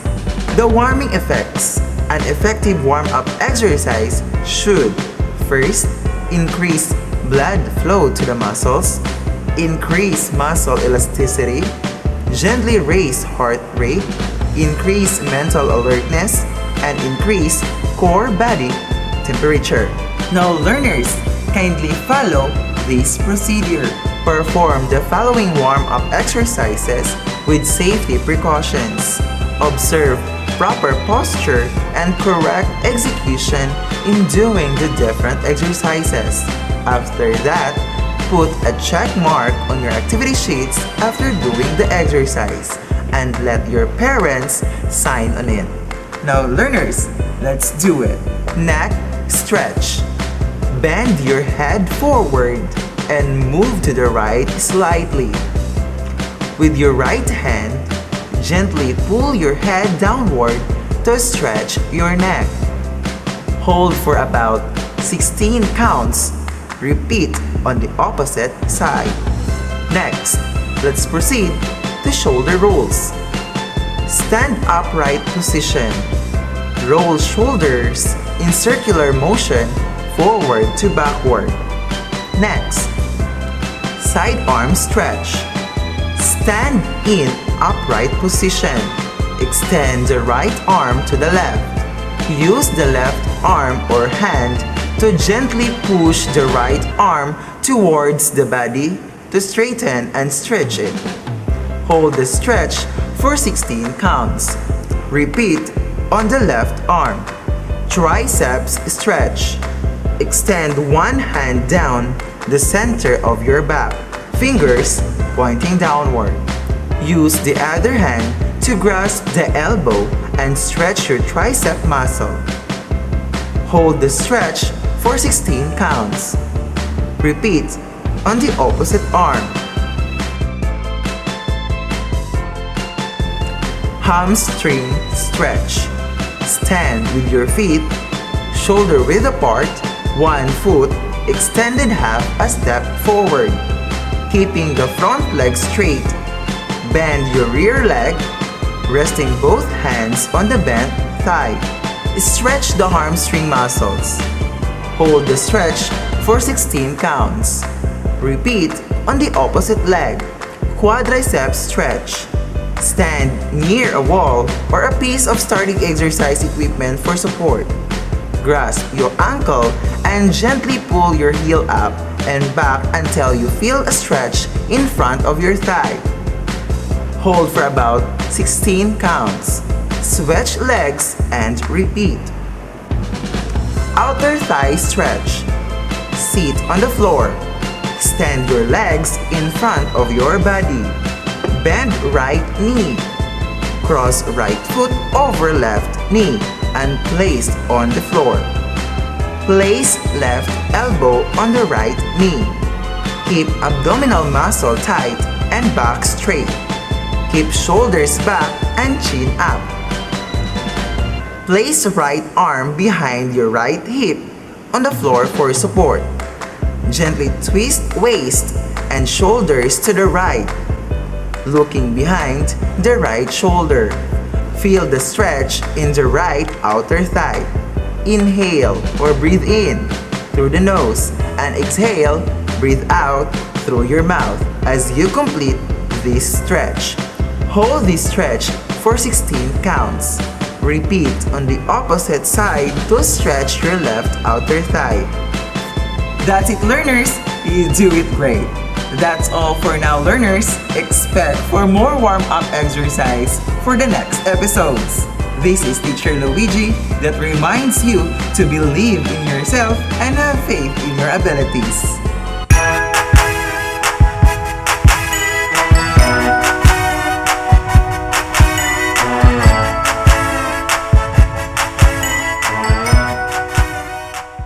Kumusta na? Mayroon bang pagkakataon na naharap ka sa isang sitwasyon kung saan nagawa mo ang isang bagay na hindi mo sinadya? Ano ang iyong nararamdaman at ano ang iyong ginagawa pagkatapos? Alamin natin kung ano ang iyong dapat gawin sa mga sitwasyong ganito. Magandang araw, Grade 10 learners! Sa nakaraang aralin ay napapatunayan na gamit ang katwiran, sinasadya at niloloob ng tao ang makataong kilos. Kaya, pananagutan niya ang kawastuhan o kamalian nito. Ngayon ay maipaliwanag mo na ang bawat salik na nakaapekto sa pananagutan ng tao at sa kahihinatnan ng kanyang kilos at pasya. Subaybayang muli ang eksena na nakaapekto sa pananagutan ng tao at kahihinatnan ng kanyang kilos at pasya.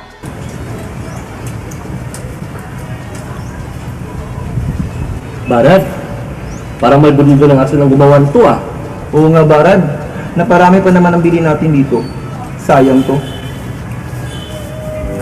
Sa isang sulat mo ay nabihan ako para makitanda ang lahat ng ito. Sa isang sulat mo, nabigayin ako, nabalot ng pag-asa ang puso. Sa isang sulat mo, nalaman ang totoo, ang sarap mabuhay. Uy, Barad. Si Enrico. Brad, kumusta na palang pangliligaw mo kay Andre? Hindi pa nga ako sinasagot eh. Kasi uunahin pa daw namin yung pag-aaral namin. Hay nako, Barad. Maghanap ka na lang ng iba. Stick to one to, Barad. Hashtag willing to wait. Wow! Ayon sa napanood mo, ano kaya ang dahilan bakit hindi sinagot si Totoy ni Anrev? Tama! Hindi sinagot si Totoy pagkat ang gusto ni Anrev na unahin muna ang pag-aaral. Sa palagay mo, ano kaya ang kahihinatnan sa masugid na paghihintay ni Totoy kay Anrev? Tama! May kahantungan ang paghihintay ni Totoy. Ika nga, huwag laging nagmamadali. Anything worth having is worth the wait. May mga bagay talaga nahahadlang sa mga gusto nating mangyayari at ito'y magiging salik na nakaapekto sa pananagutan ng tao at sa kahihinatnan ng kanyang kilos at pasya. Ito ay ang una, kamangmangan. Ito ay tumutukoy sa kawalan o kasalatan ng kaalaman na dapat taglay ng tao. Ito ay may dalawang uri, nadaraig at hindi nadaraig. Uri ng kamangmangan. Nadaraig, kawalan ng kaalaman sa isang gawain, subalit may pagkakataong itama ng tamang kaalaman kung gagawa ng paraan upang malaman ito. Halimbawa, ang gawa ng isang taong wala sa matinong pag-iisip, hindi siya mapapanagot sa sirkumstansyang ito. Ngunit, kung ang kamangmangan na kayang baguhin sa pamamagitan ng isang masikap na paraan, na alamin ang isang bagay bago gawin, may kapanagutan na siya sa kanyang kilos. Maaari lang itong makapagbawas ng kapanagutan dahil sa kaunting kakulangan sa pagsisikap na malabanan ang kamangmangan. Hindi nadaraig. Kawalan ng kaalaman na mayroong hindi alam na dapat niyang malaman. Halimbawa, ang isang tao na baguhan pa lang lumuwas ng Maynila. Tumawid siya sa kalsada kung saan ipinagbabawal ang pagtawid. Ang kapanagutan sa ginawa niya ay hindi direktang makikita dahil sa kawalan niya ng kaalaman tungkol sa batas ng jaywalking. Pangalawa ay ang masidhing damdamin. Ito ay tumutukoy sa masidhing pag-asam o paghahangad na makaranas ng kaligayahan at pag-iwas sa mga bagay na nagdudulot ng sakit o hirap. Halimbawa ay ang pag-ibig, pagnanasa, pagkamuhi, inspirasyon, katuwaan, kapangahasan, pighati, pangamba, pagkasindak, galit, pagkasuklam, at pagnanais. Ang paghubog ng mga positibong damdamin ay maayos na pagtanggap sa mga limitasyon sa buhay ay isang daan upang mapangasiwaan ang damdamin. Pangatlo, takot. Ito ay ang pagkabagabag ng isip ng tao na humarap sa anumang uri ng pagbabanta sa kanyang buhay o mga mahal sa buhay. Tumutukoy din ito sa pagpataw ng puwersa gaya ng pananakit o pagpapahirap upang gawin ng isang tao ang kilos na labag sa kanyang kalooban. Halimbawa, ikaw ay isang saksi sa isang naganap na pagnanakaw ng iyong siga na kaklase sa pitaka ng inyong guro. Pinili mong manahimik at magsinungaling sa pag-uusisa ng guro dahil sa takot mong baka ikaw ang gantihan ng iyong kaklase. Nabawasan ang kapanagutan sa pagsisinungaling mo sa sitwasyong ito. Kung ang takot ay nakapagdadala sa isang tao ng pansamantalang kaguluhan ng isip at nawala ang kakayahang mag-isip ng wasto, ang pananagutan ay nawawala. Pang-apat ay karahasan. Ito ay pagkakaroon ng panlabas na pwersa upang pilitin ang isang tao na gawin ng isang bagay na labag sa kanyang kilos loob at pagkukusa. Maaaring mawala ang pananagutan ng kilos o gawa na may impluwensya ng karahasan. Ito ay kung nagkakaroon ng tao ng sapat na paraan upang labanan ang karahasan, subalit nauwi sa wala at mas nasunod ang kalooban ng labas na puwersa. Halimbawa ay ang pambubulas o bullying, pambubugbog, panghihiya o pisikal na sinasaktan ng isang taong mahina sa harap ng karamihan. Panlima, gawi. Ang mga gawain na paulit-ulit na isinasagawa at naging bahagi na ng sistema ng buhay sa araw-araw ay itinuturing na gawi. Kung ang isang gawa o kilos ay nakasanayan na, nababawasan ang pananagutan ng isang tao, ngunit hindi ito nawawala. Halimbawa nito ay ang pagmumura na naging pang-araw-araw na ekspresyon ng isang tao. Mapapanagot ka pa rin dahil nagsimula ito bilang kusang pagsasalita ng hindi maganda at nakasanayan na lamang. Sa bawat araw ng ating buhay ay nakagagawa tayo ng samut-saring kilos na maaaring kusa, di kusa, o walang pagkukusa. Ang mahalaga ay tanggap mo ang bawat kalalabasan nito at handa mong pananagutan ang resulta, maging wasto man iyan o mali. Laging tandaan, ang makataong kilos ay maaaring mabawasan o kaya ay mauwi sa pagiging ordinaryong kilos ng tao dahil sa salik na nakaapekto rito. Ang mga salik ay direktang nakaaapekto o nakapagpapabago ng kalikasan ng isang makataong kilos, lalo na sa papel ng isip at kilos loob. Maaari ring mabawasan ang pananagutan ng makataong kilos dahil sa impluwensya ng mga salik na ito. Ngayon, kunin ang iyong activity sheets sa ASP10 upang gawin ang sumusunod. O hayan, grade 10 learners, simula na ang pagsagot. Huwag kaligtaang isulat ang pangalan sa iyong activity sheet bago simulan ang pagsagot. Ito po muli ang iyong lingkod na si Teacher Jam.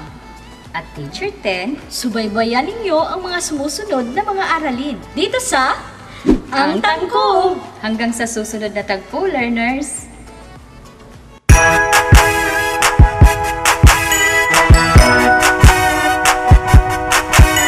We hope that you have learned the most essential lessons you need to master. See you on our next episodes. This has been Ang Tangkub. It's tangkop time. We learn all things. It's very fun. Masaya. Tangkop time.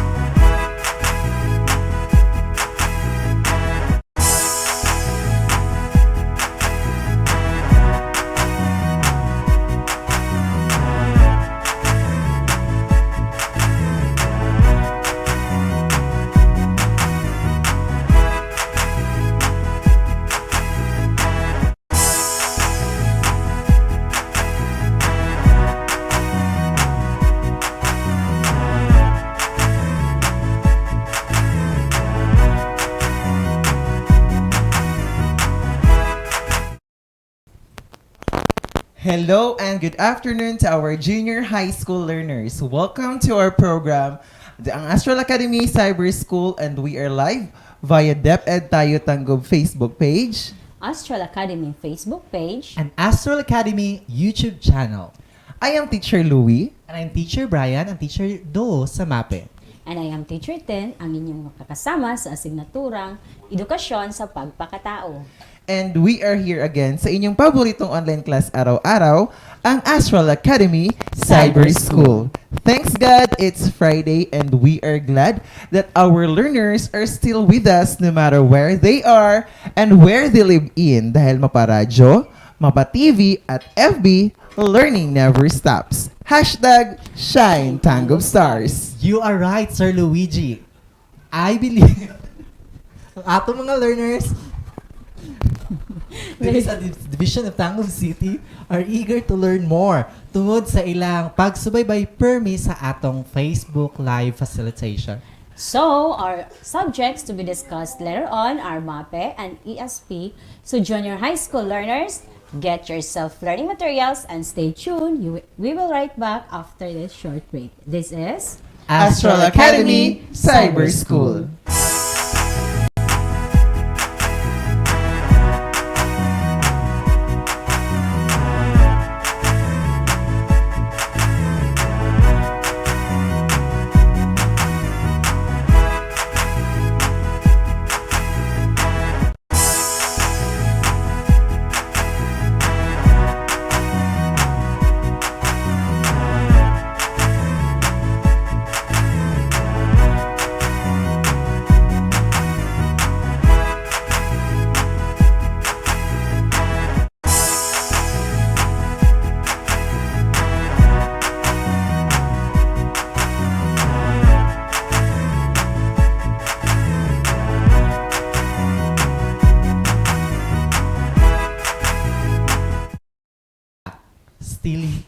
And we are back. Still here in Astral Academy Cyber School.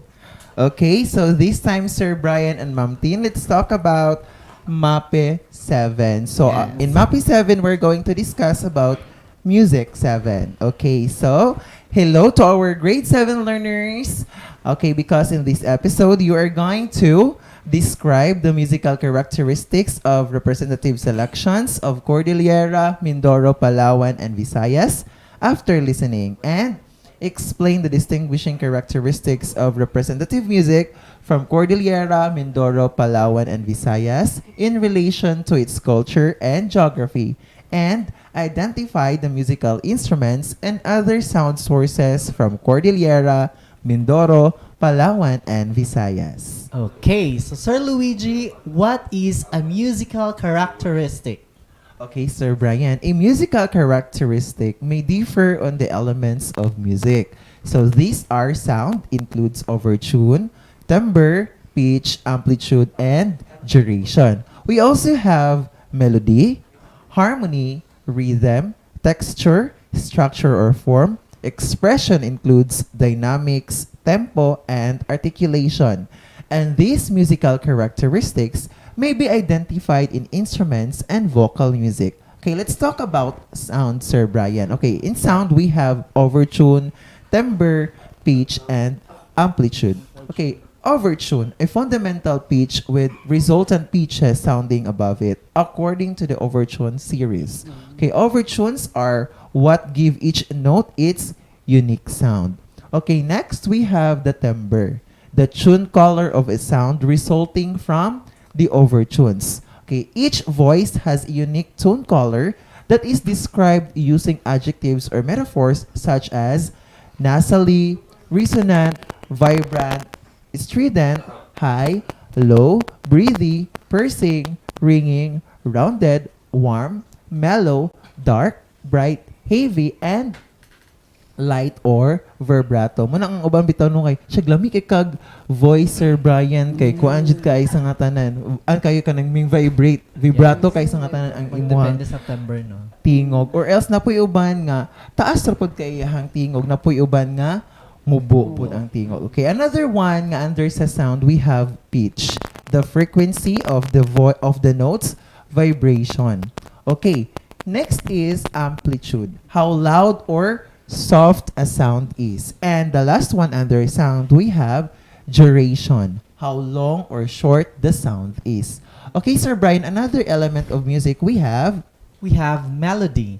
Melody is a succession of musical notes, a series of pitches often organized into phrases. And then next to that, Ma'am Tien?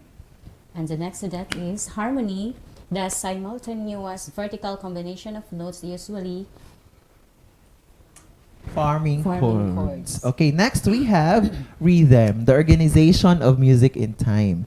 Also closely related to meter. Okay, and the last one we have texture, the density or the thickness or the thinness of layers of sounds, melodies, and rhythms in piece. Example, a complex orchestral composition will have more possibilities for dense texture than a song accompanied only by a guitar or a piano. Nganong discuss mo man ito ni sa itong mga bata, yes, Sir Brian, because later on in their activity sheets, they are going to explain this one, to describe the music with these 5 musical elements, Yes, characteristics. characteristics. Ang lima. Okay. Another one we have, okay, there are common types there, Sir Brian, of texture. We have monophony, homophony, and polyphony. Kaning monophony, Sir Brian, is a single layer of sound. Example is solo voice, kaning a cappella. Okay, another we have homophony, a melody with an accompaniment. Example, lead singer with a band. Nana siya'y tono. Na singer, din naapoy tono. Next is polyphony, a 2 or more independent voices. Example, a round or fugue. Nana siya'y voices, different voices, din naapod siya background music. Okay, another we have is structure or form, the section or movement of a piece. So, kasagara ning structure, Sir Brian and Ma'am Tin, is makita rin siya sa piyesa. Okay, expression. We have dynamics, tempo, and articulation. Okay, for dynamics, volume, how loud, soft, medium, gradually getting louder or softer. Okay, next, tempo. Beats per minute, how fast, medium, or slow a piece of music is played or sung. And articulation, the manner in which notes are played or words pronounced. Nagi na siya sa mga songs. Okay, these 7 is muna siya mga musical characteristics nga ilang i-describe, maghatag example or naghatag ang self-learning materials og example, then they are going to describe the music given based on these musical elements kanang 7 kabuok. Okay, so what music we are going to know today, Sir Luigi? Okay, today, as I've said earlier, that we are going to know the music of Cordillera, Mindoro, Palawan, and Visayas. And their music is categorized into two, the vocal music and instrumental music. Okay, so let's start. What is the vocal music and instrumental music? What is the difference between the two? Okay, vocal music, Sir Brian and Ma'am Tin, is music that uses and emphasizes the human voice. Sometimes instruments are used, but the voice is the most important part. Vocal music is the opposite of instrument music, which uses any combination of instruments such as strings, woodwinds, brass, or percussion, usually without the human voice. So, mo na differences nilang duha. Pag vocal music, more on the voice, human voice. Pag instrumental is more on instruments. How about the characteristics of vocal music in this region, sir? Okay, the characteristics of the vocal music in Cordillera, Mindoro, and Palawan are mostly melismatic and free meter. So maning melismatic, Sir Brian, no? Is mo na siyang, ang tone bitaw is dili magputol-putol, Yes. no? O ka na siya. Ang free Continuous. meter, wala takabal og siya dapit mahuman, harap po siya dapit o kanus na siya mahuman. Kay taas, either taas or mobo, based po sa ilang mga prayers, Sir Brian. Yes. Kay mostly Depende diri sa aning nga tribe. regions is or kaning nga regions is daghan yun siya mga tribes diri and Yes, mostly mga sa ilang chanting. mga prayers is more on chanting. So what does it mean, sir? Okay, vocal music in these regions, as I've said a while ago, are consist of narrative chants, which means the vocal or the voice passage with one syllable and sung against several note passages. Like for example, ang wala siya putol-putol ba with ang usa ka lyrics niya miagi siya og different notes. Yes, so taas Okay. siya, mo prolong siya, no?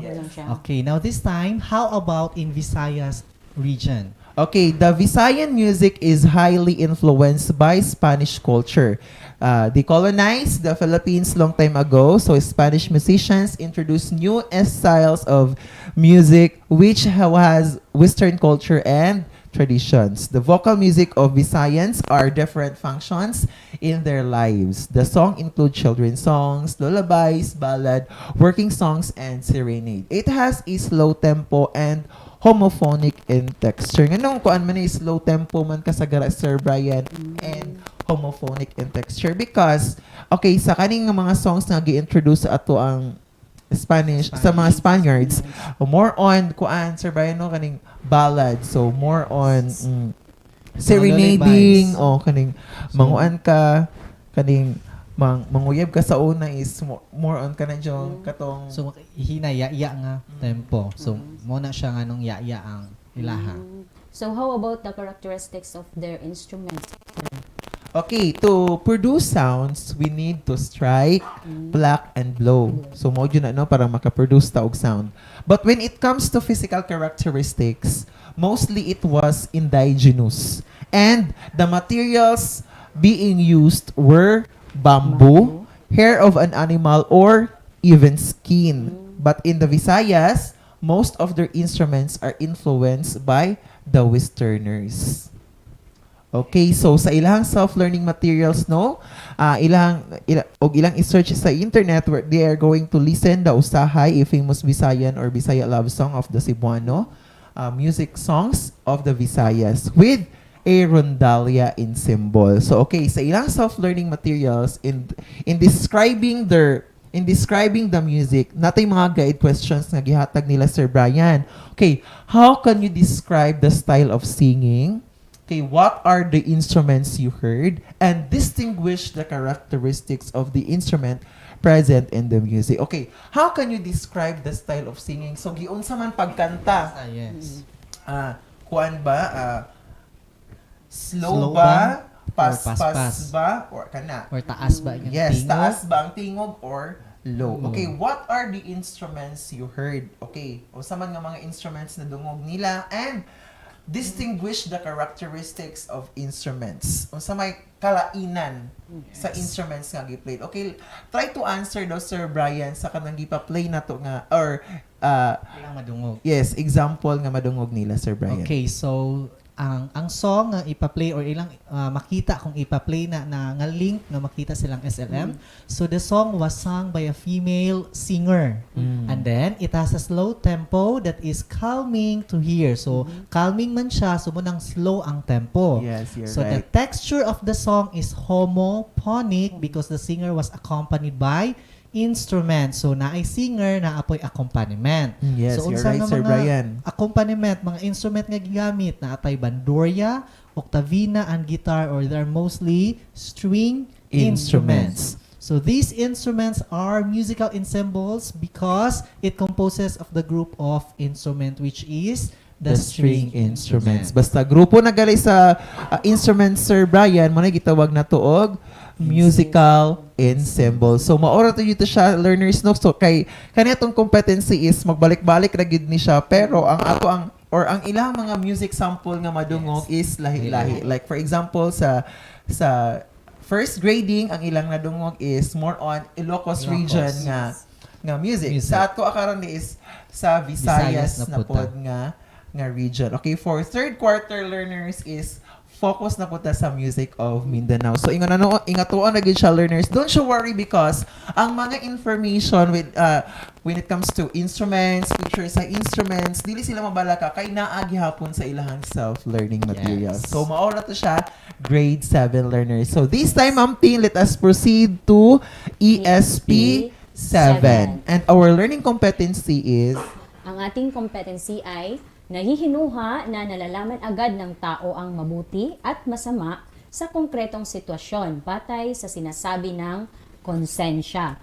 Ito ang likas na batas moral na itinanim ng Diyos sa isip at puso ng tao. Okay, so Ma'am Tin, bakit kailangan nating pag-aralan na mahinuha o matukoy agad ang mabuti at masama sa konkretong sitwasyon batay sa sinabi ng konsensya? Isang magandang tanong yan, Sir Bry. Kailangan talaga nating matukoy ang mabuti sa masama. Lalo na sa panahon ngayon na talamak ng impluensya sa social media. Akala ng mga kabataan na yung mga masamang ginagawa na napapanood ay tama, lalo pa trending. Tama ka, Ma'am Tin. Dapat nating or namin kayong i-remind na itinanim ng Diyos sa isip at puso ng tao ang likas na batas moral at natural na nakakabit ito sa ating pagkatao. Sa inyong palagay, paano ba natin malaman kung ang ginagawa natin ay tama o mali, Sir Bry and Sir Okay, Louie? so para sa akin, malalaman natin kung tama ba o mali ang kilos kung ang pagbabatayan natin ay ang sanhi o layunin. So ang nang tao nang gumawa nito. So kana gyud diha ta mag-base no sa ato ang mga layunin or sanhi before nato buhaton ang kilos. So in short, nakasalalay sa layunin ng taong gumawa ng kilos kung tama ba or mali. Okay, para sa akin ito ay nakadepende sa response ng aking konsensya kung tama ang nagawa kong pang matagalan o forever ang gaan ng aking pakiramdam, samantala kung mali ang nagawa ko ay pinagsisisihan ko talaga at kung kaya ko pang baguhin ay babaguhin ko talaga. Tama kayo, Sir Bry at Sir Louie. Ang pagbabatayan natin ay ang layunin ng ating ginagawa kung ito ba ay nakakabuti sa iyo o sa nakararami. At sa konsensya din kung ikaw ba ay nakaramdam ng gaan sa loob o kabaliktad nito. Halimbawa, kakain ka ng lollipop, tinanggal mo ang takip. Ano ang gagawin mo sa takip ng lollipop? 'Di ba? Itatapon dahil hindi pwedeng kainin. Ikaw, Sir Louie, anong Okay, gagawin syempre, mo sa Ma'am takip Tin, itatapon ko sa basurahan. Kung walang basurahan na makikita sa paligid, ay ilalagay ko na lang saglit sa aking bulsa o bag at itatapon ko lang pag may basurahan na. Sir Bry? Okay, yes, Ma'am Tin. Hindi ba hindi ko itatapon kahit saan dahil hindi naman basurahan ang kapaligiran natin, di ba? So, tapos nakakasama sa ating kalusugan at kalikasan ang pagtatapon ng basura sa kung saan-saan. Kaya, kahit kunting basura yan, kung matitipon-tipon dahil marami na ang nagtatapon ng basura kung saan-saan, malaking usapan na yan. Lalo na pag hindi na lalata or wala siya nalata. So mo nang i-segregate yun siya daan. So kanang or nagbaklay gani ka, so dapat ibutang sa gyud nimo sa bulsa Yes. tud makakita kag basurahan. Tama kayo, Sir Bry at Sir Louie. Hindi lang ang kalikasan natin ang maapektuhan sa pagtapon ng basura sa kung saan-saan, pati na ang kalusugan nating mga tao. So ang kilos na ginagawa nyo sa ganong sitwasyon ay nakabubuti sa marami ang layunin nito. So ibig sabihin, nahihinuhan nyo kung ano ang tama at mali. May tama ka, Ma'am Tin. Okay, so ang ating mga learners ay Ito ang kanilang gagawin ngayon. okay, sa ilahang self-learning material, basahin mabuti ang bawat pahayag o tanong at piliin ang mabuting kilos batay sa sinasabi ng konsensya o batay sa likas na batas moral. Isulat ang tamang sagot sa inilaang espasyo bago ang bawat bilang. So, ganun lang. Okay, so stay tuned because we will be right back after a short break. This is Astral Academy Cyber School.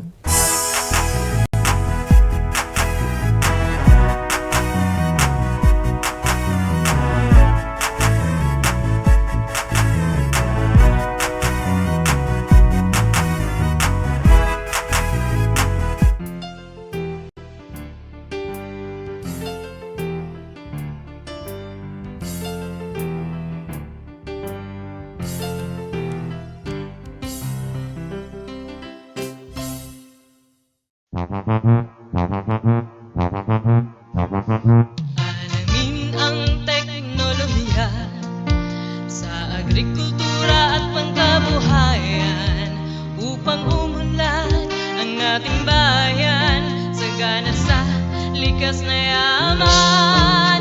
Halika na magpipipina, ipipina, ipipina. Halika na, mag-aral na.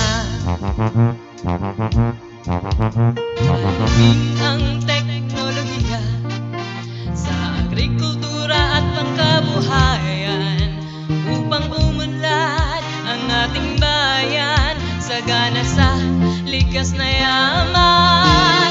Halika na magpipipina, ipipina, ipipina. Halika na, mag-aral na. Ipipina, ipipina, ipipina, ipipina.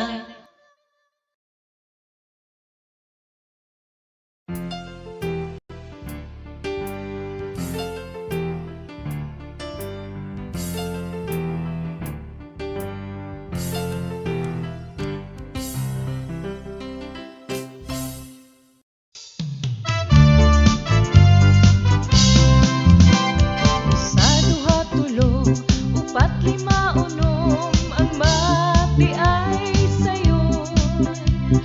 Sa duha tulo, upat lima unom, ang mati ay sayon. Addition of multiplication, subtraction of and division. Problema dali rasulbaron, kay ang mati ay sayon.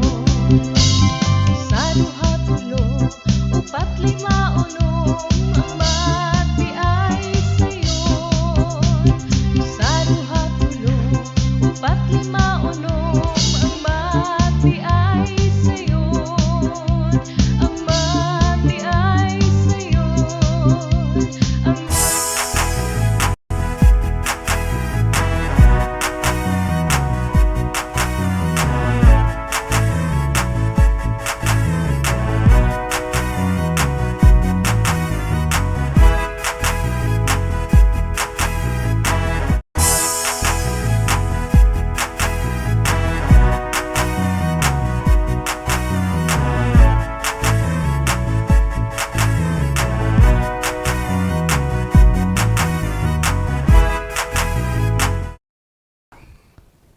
And we are back still here in Astral Academy Cyber School.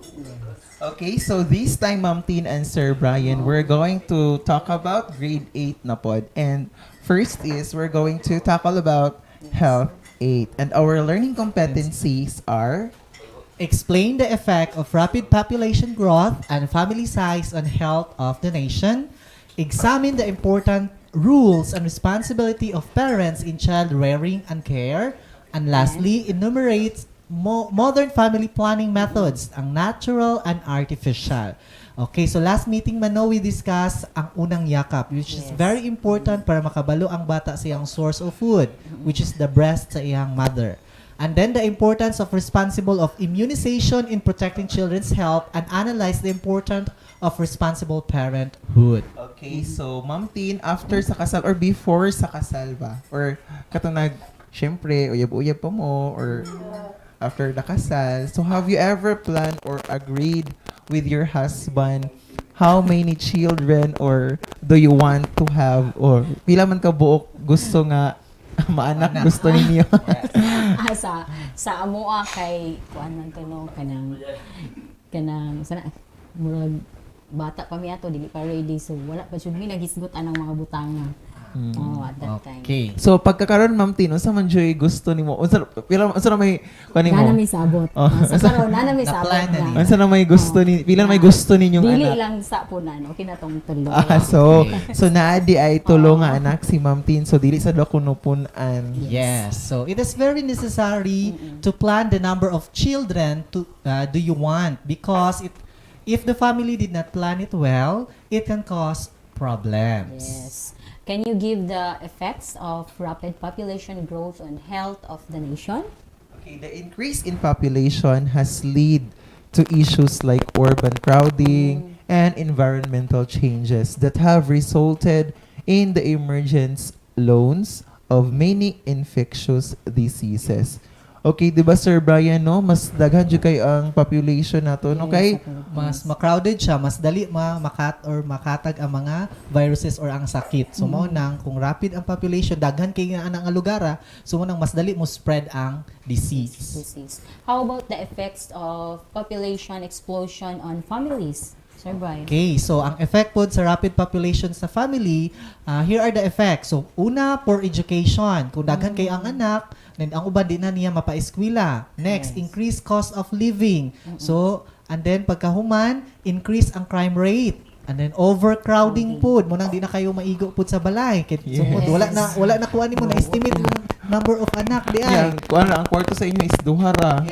Yang anak nimo kay pulo ka buok. O anak. Next, then family stress. And then malnutrition. Nga naman, kay wala kayo ni Di naman masustain. Di na mo masustain ang panginahanglan sa mga anak.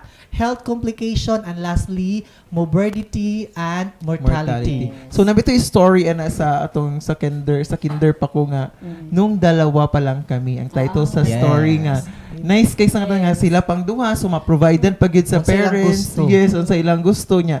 Nabot man ang time nga napunan, nagkadaghan hangtod. Nagka-problem na noon. Yes, nagka-problem na noon. Problem gid siya sa family. O gato nga mga effects ganina ni Sir Brian, natinuod gito. Gato nga mga effects tinuod gito siya. Posible gito siyang mahitabo pag ingon ana ang walay family planning. Yes. Next, examine the important rules and responsibility of parents in child rearing and care. Okay, as a parent, Ma'am Tin, can you give some rules and responsibility in child rearing and care? Okay. As a parent, kailangan gyud ang nga mahimong role model ang ginikanan sa imong mga anak. Tudluan pud sila sa mga household chores and educate them. Tanan. Exactly, Ma'am Tin, no? So ang ay natong i-nurture gyud sila. I-nurture gyud as a parent, no, role model jud ka dapat. Now this time mao ni ang mga rules and responsibilities sa parents. Una, provide physical care and love. So as a parent, Ma'am Tino, ihatag man gyud nimo ang imong love and care sa imong anak. So the rule and responsibility of the parents start during prenatal stage. So pagpangan ka ng pagburus pa lang daan, naa na ang love. Yes, nalagyan ng love. And then the physical, emotion, and mental condition of children depend on the quality of prenatal care they receive. Okay, next. Munang kanang bitang pagkaburusan nimo is pinaghandaan jud nimo. Yes. So kanang ma-feel man na sa baby good. Yes, di kanang prenatal care, Sir Brian, is na achieve good kaysa kato bitang Pinoy wala ninyo natuyo. Wala natuyuan. So makaradyo ka ay dili kayo fully mahatag ang love and care. Yes. Exactly. Next, katulus. Next, we have inculcate discipline. Okay. Ang is Parents should be role models in inculcating discipline in their children. Yes. They should be Yes. trained to think and reason out for themselves and be able to distinguish between right and wrong. Yes. Sa ato ang pamilya or sa inyong pamilya, Ma'am Tin, mitras, di ba? Sa itong mga bata pa sila, no, tuduan yun mo sa, oy, kana imong ginabuhat, kana kay, syempre, ang mga bata Kasabad yun og mag-away-away, sayo. bina, sa, magdula sila pa sa ilang mga amigo din usahay matingalan na lang ka nga naghilak na. So di ba atong istoryahan or giistoryahan nimo imong mga anak atong time. Next, Sir Ma'am Tin. Develop social competence. It should be developed in order to acquire the ability to consider another's perspective concerning a situation and learn from past experiences. Okay, so next, provide education. So, moto gingon ni ganiyan ni Ma'am Tin. Mao ginay kuan. Duty gyud sa parents nga Parents. paeskwelahon or ihatag yun ang edukasyon para sa iyahang mga anak. Kaya ang mga kabataan jud ang solusyon. Yes, you're right, Sir Brian. Next, we have train children to become good citizens. Okay, parents should serve as role models in enhancing their children's social responsibility and commitment to contribute to the development of their communities. Kay kung si mama o si papa nakita sa anak nga si mama o si papa gatong itra sa silinganan, so or gainom baka dito, gahubog-hubog. So ang mahitabuan na mo upoy sundon sa mga anak. Mo na pag ikaw gali ima, ikaw gali pa, inom gali ka. So dapat as a parent, you should serve as a role model to your children. Then kung naapoy kalihukan ang barangay, ipakita po sa parents nga mo participate. Yes, mo participate should Para food. as a Next, role Ma'am model. Tin. Teach children to be financially responsible. So parents should provide opportunities for their children to develop their ability to manage money and other assets in manner that is considered productive and in the best interest of the individual per family. Yes, exactly, no. So mo ginay kay atong mga bata is ganan sila mga kanang bitang mag-alkansya. So through that we can teach our children to be financially responsible. And the last one is guide children to grow spiritually. Parents should provide their children opportunities to grow their whole person by focusing on their spiritual life. Importante jud po kayo ni sa mga bata nga kuno ma-develop ang ilahang spiritual. They can go spiritually like pag adto sa simbahan. Yes. Maski ka ng pagkaon, mag-pray yun na sila. Yes, exactly, Sir Brian. Okay, now, so maoto siya ang mga responsibilities sa parents. So since ganiya, nagkuhan man ta sa mga rapid growth o population, karon atong diskussan ang, atong enumerate ang mga modern family planning para dili mo taas ang rapid. Yes, nice ka na siya nga topic, Sir Brian. No, either naturally and artificially. Okay, let's focus on the modern family planning method, Sir Brian. So natural planning, family planning, or also known as rhythm method. Una, basal body temperature method. So kaninga method, a woman needs to take her temperature every morning before getting out of bed sheet. So muna ang iyang kuan temperature ang iyang basihan. Kaya kung, like for example, someone Sir Brian, if nag-init-init na siya, feeling ba fertile, something like that. Dili ang hilabtan. Okay. Unsa yung temperature ang tibaylan, Sir Brian? Init ko ron. So muna ang temperature na range 0.4 to 0.8 Fahrenheit. Let us all kuan nga kani nga atong i-discuss, Sir Brian, kaning tulo ka book no is natural family planning. Yes, natural siya. Okay, another we have cervical mucus method. Type of natural family planning, also known as fertility awareness-based methods. The cervical mucus method is based on careful observation of mucus patterns during the course of your menstrual cycle. Okay. Yes, kanang pagdugo sa babae, di ba? Naaman na siya gibutang, di Ma'am Tin? Dili mo relate na Ma'am Tin. Na menstrual cycle, di ba? If kanang normal gyud ang dugo sa babae, mubalik gyud siya, di ba, Ma'am Tin? Pero naaman gyud morning sign if ang imong mucus cycle is nausab, meaning na nasudlan or naburus ka. So mo na siya bantayan. Iba na mga delay sometimes, Ma'am. Na delay. Pero kung naman po uban nga dili man normal ang ilahang. Yes. Mo na bantayan kay ug dili normal. Possible. Possible nga. Nga Positive na. masudlan. Yes, positive. Nga masudlan gyud. Okay, next is the calendar method. Mo ba ni gamit ninyo, Ma'am Tin, calendar method? Okay. Or sa atong mga kuan baka na mga crew. Okay. Calendar method with regular menstrual periods. Applicable ra po din ning kuan kaning calendar method for those women nga regular ra ilahang menstrual period. Yes. Dili po ni sa katong fermenting delay. Okay. Okay, because regular menstrual period can guess when ovulation occurs by looking at or a record of their cycles. Yes. If a reasonable estimate can be made of when the next menstrual cycle will begin, subtracting 14 days from the estimate date will give the approximate day of ovulation. Nakatry pa mo aning Ma'am Tin kaning calendar method? Wala. Murag wala sila nakatry. Pero kani siya is, ang kuan na po, ang calendar, so far sa akong nadungog, Sir Brian, is kuan na jud po ning calendar method for those women nga sakto ang regular ang ilahang menstrual Kaya usahay mo period. good food, masayop ka pag kwinta. So, Yes. backward man ka ana kay. Nganong mo backward man ka kay para ang kuan is na matured naman ang imuhang kuan ang Excel sa babae. So mo nang dili pa siya pwede sudlan. Pero pag gawas na ana, so pwede na siya. So mo nang ipon na gyud ni calendar. Yes.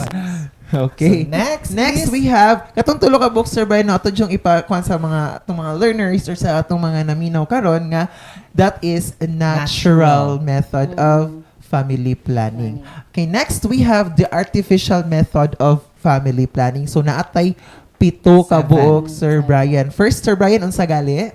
First, we have injectable contraceptive. So, Or kani siya or Depo. Depo Provera. Unsa Okay. man ni siya nga method? Artificial ni siya nga method sa family planning because it is an injectable synthetic hormone that prevent pregnancy for 13 weeks at the time. So kani siya i-inject siya sa Yes. doctor. Ngano man para synthetic man siya nga hormone para dili maburos ang babae.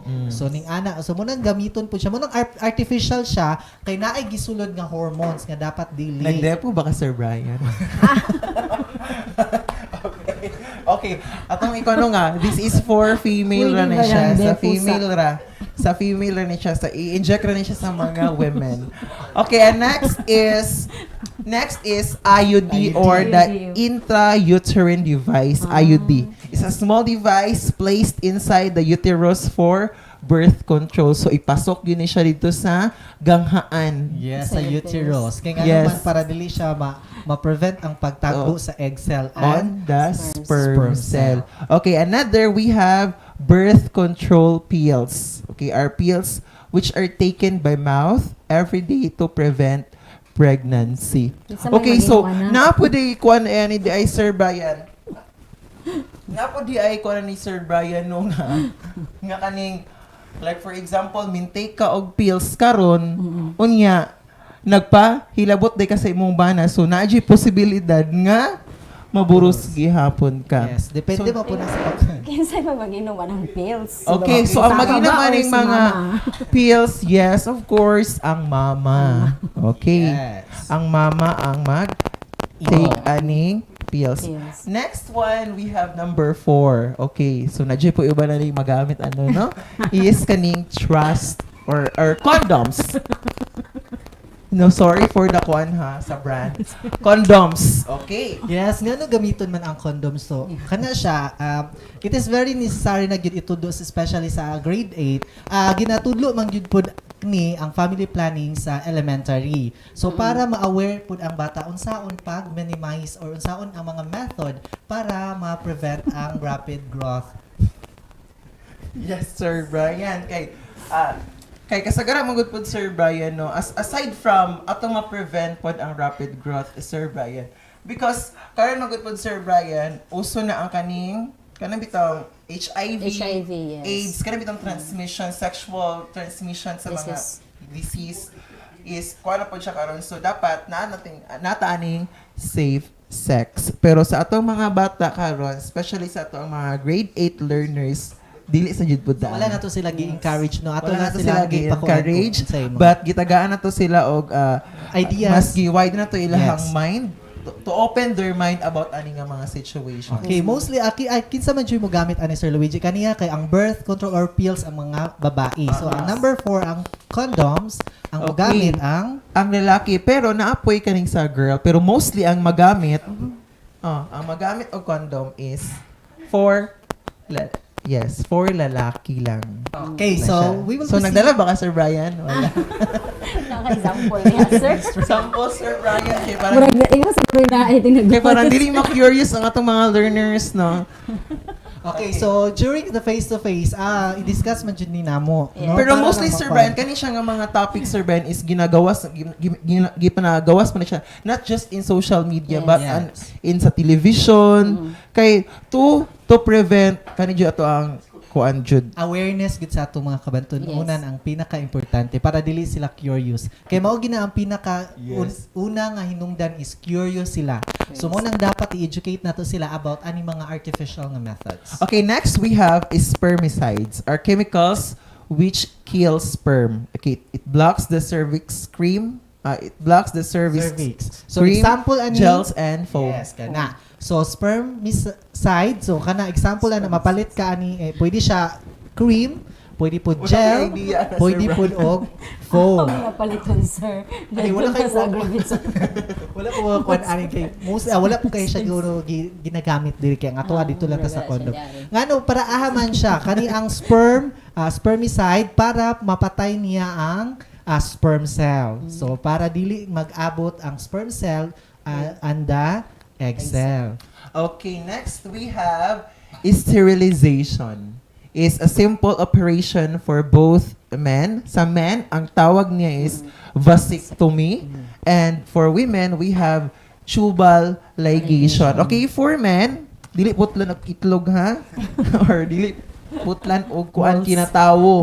Dili putlan og kinatawo. Ang kuan lang is katong mga ihang testicles. Oh, yes, the testicle. Magausan Japon siya, pero yes, pero dili siya makaburos na. Okay. Yes, muna siya. Ang sa babae po, tubal ligation. So, ilaygit ang babae. So, iraspa sa siya, usa siya ilaygit para dili na maburos po ang babae. Pero So, naadyo pag ni siya consent, Sir Brian, kay dili man pwede ang women lagiton judayon. Samot nagbatan-an pabitaw. yes. Naagi approval. Kay imo man ang lawas.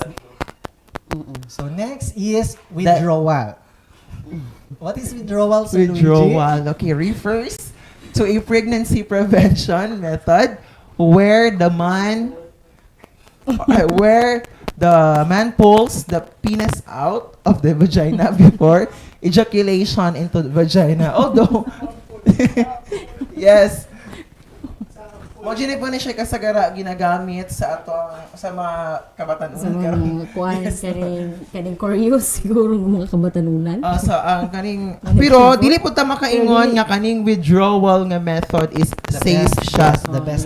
Safe siya kay naadjud po yung dili na malikayan. Now, guys, is dili siya makontrol. So, kani ang withdrawal is depende if makontrol ba sa lalaki or sa babae. Mo nang dili po siya, wala po tagay nga ahay mas best nila nga artificial method nga magamit. So, kaning withdrawal is depend na siya samot is intense ang emotion. So, nagi times nga dili na makuan sa lalaki, no? The penis out of the vagina. So, maunang pero so far, Sir Brian, no, ang pinaka-say, most of the artificial method of family planning are safer, mga 90% po siguro, Sir Brian, kay o magamit ka condom, o except o kaning mabuak. Siya, di ba? Yes. Mas safer ang condom pero some cases man gyud pod ang based sa pod ato makita or naay kay napo tay mabasa nga mga article naay some partners is dili sila ginahan nga ang ang ilang partner ang laki is mogamit og condoms kay the satisfaction rate is ma-change daw. Mao ba, Sir So, kana. Okay, so mo siya, Sir Brian, no? We have the natural and the artificial. Okay. Kasagara po lang ginagamit sa natural, ma'am, is kana yung calendar method. Pero ang pinaka-best gyud dili lang sa gyud mo involve ang atuang estudyante. Yes, exactly, To Ma'am Tin prevent and Sir or Brian. to- So, kana sila, dili sa gyud sila mo explore or mo engage explore, anang dili mga pa- butang dili pa because time. Dapat Because kanin mo gutong gi-discuss Sir Brian and Ma'am Tin is katura ni siya sa mga minyo ni siya, Ma'am. magtiayon ra Oh siya. yes, sa magtiayon ra ni siya, Sir Brian and Ma'am Tin. Okay, so this time Sir Brian and Ma'am Tin, let's talk about the activity. Okay, for activity 1, explain at least one of the effects of rapid population growth and the family size on health of the nation. Okay, activity 2, select at least one rule and responsibility of parents. Dayon i-discuss na nila sa ilang self-learning materials. And the number 3 is the enumerate modern family planning methods, both natural and artificial. Yes. Okay, so maora to siya tanan. So I hope ang ato ang mga not just grade 8 learners. I hope ang ato ang mga learners diri sa division sa Tangub City is nalinawan gyud no kung paraahan ni siya nga mga butanga. Yes. Okay, so this time Ma'am Tin and Sir Brian, let's talk about ESP 8. At ang ating competency ngayon ay ang pakikipagkaibigan, nahihinuha na ang pakikipagkaibigan ay nakatutulong sa paghubog ng matatag na pagkakakilanlan at pakikisalamuha sa lipunan. So maraming kabutihang na idudulot ang pagpapanatili ng mabuting pagkakaibigan, ang pagpapaunlad ng pagkatao at pakikipagkapwa at pagtamo ng mapayapang lipunan o pamayanan. At ang pagpapatawad ay palatandaan ng pakikipagkaibigan batay sa kabutihan at pagmamahal. Nakatutulong ito sa pagtamo ng integrasyong pansarili at pagpapaunlad ng pakikipagkapwa. So, Sir Brian and Ma'am Tin, so ano ba ang pagkakaibigan or pagkakaibigan? Gaano ito kahalaga at bakit kailangan natin itong pag-aralan? Need ba natong pag-aralan ang pagkakaibigan, Sir Brian? Pag-aralan ang kaibigan. Kayo, mahalaga ba sa inyo ang pagkakaibigan natin? Oo, para sa akin mas mahalaga. Yes, mahalaga gid ang Yes, of course, oy. Kanang true friendship, Ma'am Tin, mo pinaka-importante yun kay in times of needs kana yung mga problems, mga hugot sa life aside sa family. So friends jud pud na ato ang madaganan. Og dito po ta makahatag og pagsalig aside sa ato ang family. So kana tong best friend. So makatouch gid ay. Yes. So yun ang pagkakaibigan. Ang pagkakaibigan ay nangangahulugan ng pagkakaroon ng ugnayan sa isang tao dahil sa love at comfort na madadama mo kapag kasama mo sila. So may halaga sila sa iyo na nakaangat sa iba mo pang kakilala o kasama. Tama ba ako, Sir Brian at Sir Louie? Yes, Ma'am Tin. At maraming kabutihang naidudulot ang pagpapanatili ng mabuting pakikipagkaibigan. Ang pagpapaunlad ng pagkatao at pakikipagkapwa at pagtatamo ng mapayapang lipunan o pamayanan. Yes, tama. Napaka makapangyarihan ang ugnayan ng pagkakaibigan. Nakapagdudulot ito ng positibo, makatotohanan at matibay na pundasyon ng ating pagkakakilanlan at pagkatao. Ayon nga sa aklat ni Joy Carroll ng 2008 na The Fabric of Friendship, tinutukoy dito ang maraming mga bagay na naidudulot ng pakikipagkaibigan sa pagpapaunlad ng ating pagkatao. Una, nakalilika ito ng mabuting pagtingin sa sarili. Yes, Sir Brian and Ma'am Tino, kay through sa imuhang friends is kuan man kaning og imo pong mga friends is positive po dito ang mga outlook sa life. Yes. Mo nang ikaw po murag makuanan po kang ay dapat ma-influensyahan ka kay ay gwapo mo po ko in my own way. Monang, tell me who your friends are. And I will tell you who you are. Okay, next is natutuhan kung paano maging mabuting tagapakinig. Yes. So hindi pwede na tayong tatlo magkaibigan. Ako lang palagi ang nakikinig o ako lang palagi ang nagsasalita. Hindi na ako makikinig sa inyo. So dapat yes, level lang po ang kuans. Mutual gid siya, no? Pwede ka mohatag kaniyang advice or pwede pud ikaw ang hatagag advice. Then ang kato pong imong giistoryahan dapat maminaw pud sa mga advices. Yes. Yes. Next, natutukoy kung sino ang mabuti at di mabuting kaibigan sa pamamagitan ng mga tunay na kaibigan. Yes, Sir Brian. Kani kayo makarelate gina to ang mga learners. Yes, natutukoy kung sino ang mabuti at di mabuting kaibigan. Kaya naadyo po tayong mga friends nga plastic, no? So, hindi lahat ng pagkakataon ay nasusuklian ang iyong inaalay na pagkakaibigan. So, nakakaranas ka rin ng sakit. Yes. Pero ibutan po nato sa ato ang self nga ang atong gibuhat sa atong kaibigan, dili po ta maghulat og responsa na or ibuhaton po na niya sa ato. So, naamang good some cases kay uy gabuhat biya ko ana ning hatag ko ni tabang kog answer niya din nganong siya dili muhatag na kog answer. So dili po ning ana no ma-test nato nga uy di siya tinuod nga best friend. Yes. Nana ra bang uban no? So dili diha masukat ang tunay na kaibigan.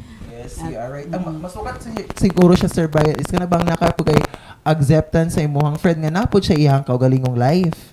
Like for example, masuko di kag di ka ubano niya. Maglaag. Kani pong pagdawat sa individual differences. Yes, exactly, Ma'am Pin. Likes and dislikes. Okay, next we have natutuhang pahalagahan ang mabuting ugnayan sa pagkikipagkaibigan sa kabila ng ilang di pagkakaintihan. Yes, exactly. Kay not all the time friends mo. Not all the time jud friend mo. Naagid case nga mag-abot bisa pag best friend mo, mag-abot gyud ang time nga magkaribal mo. Abot gyud na siya. Naka-experience si Sir Brian ng mga dili po siya about lang love, no? Basi ka na isa ka butang nga gusto po ka ana, pero mag-away. Pero kami magud sa mong friends, sa akong friend Sir Brian. So sa akong friend Sir Brian, especially katong nasa Vietnam, hi Sir Jaken. So, naadjud po mi mga, especially sa, syempre, parehas po mi og kurso, then parehas po mi og, parehas po mi title pag-graduate. So, ang mahitabo mo gud na, og same applyan. So, ang mahitabo, naadjud na siya competition. Yes. So, nagsabot gud mi nga, og unsay mong applyan nga mga institution, dapat dili po na applyan nako. Kaya ang mahitabo mo gud na, although friend mo, pero naadjud na competition mahitabo. Yes.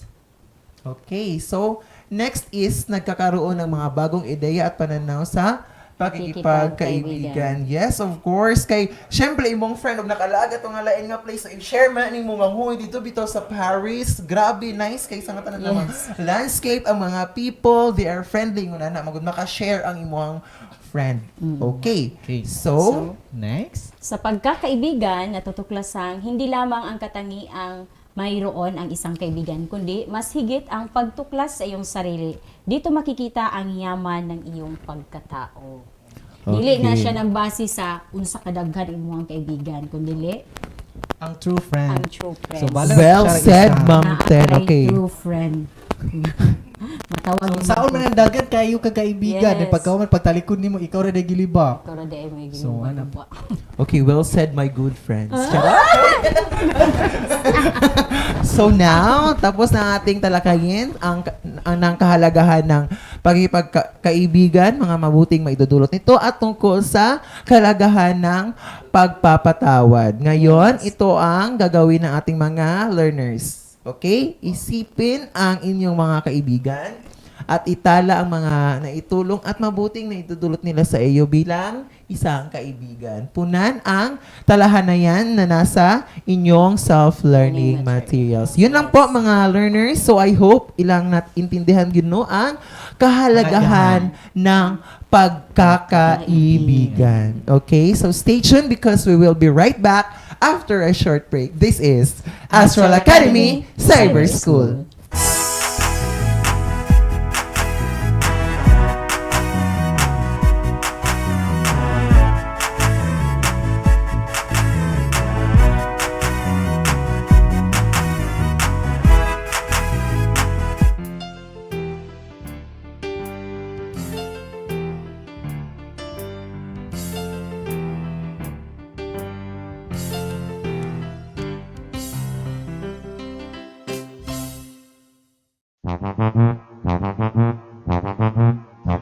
Alamin ang teknolohiya sa agrikultura at pangkabuhayan upang umunlad ang ating bayan sagana sa likas na yaman. Halika na mag-ipipina, halika na mag-aral na.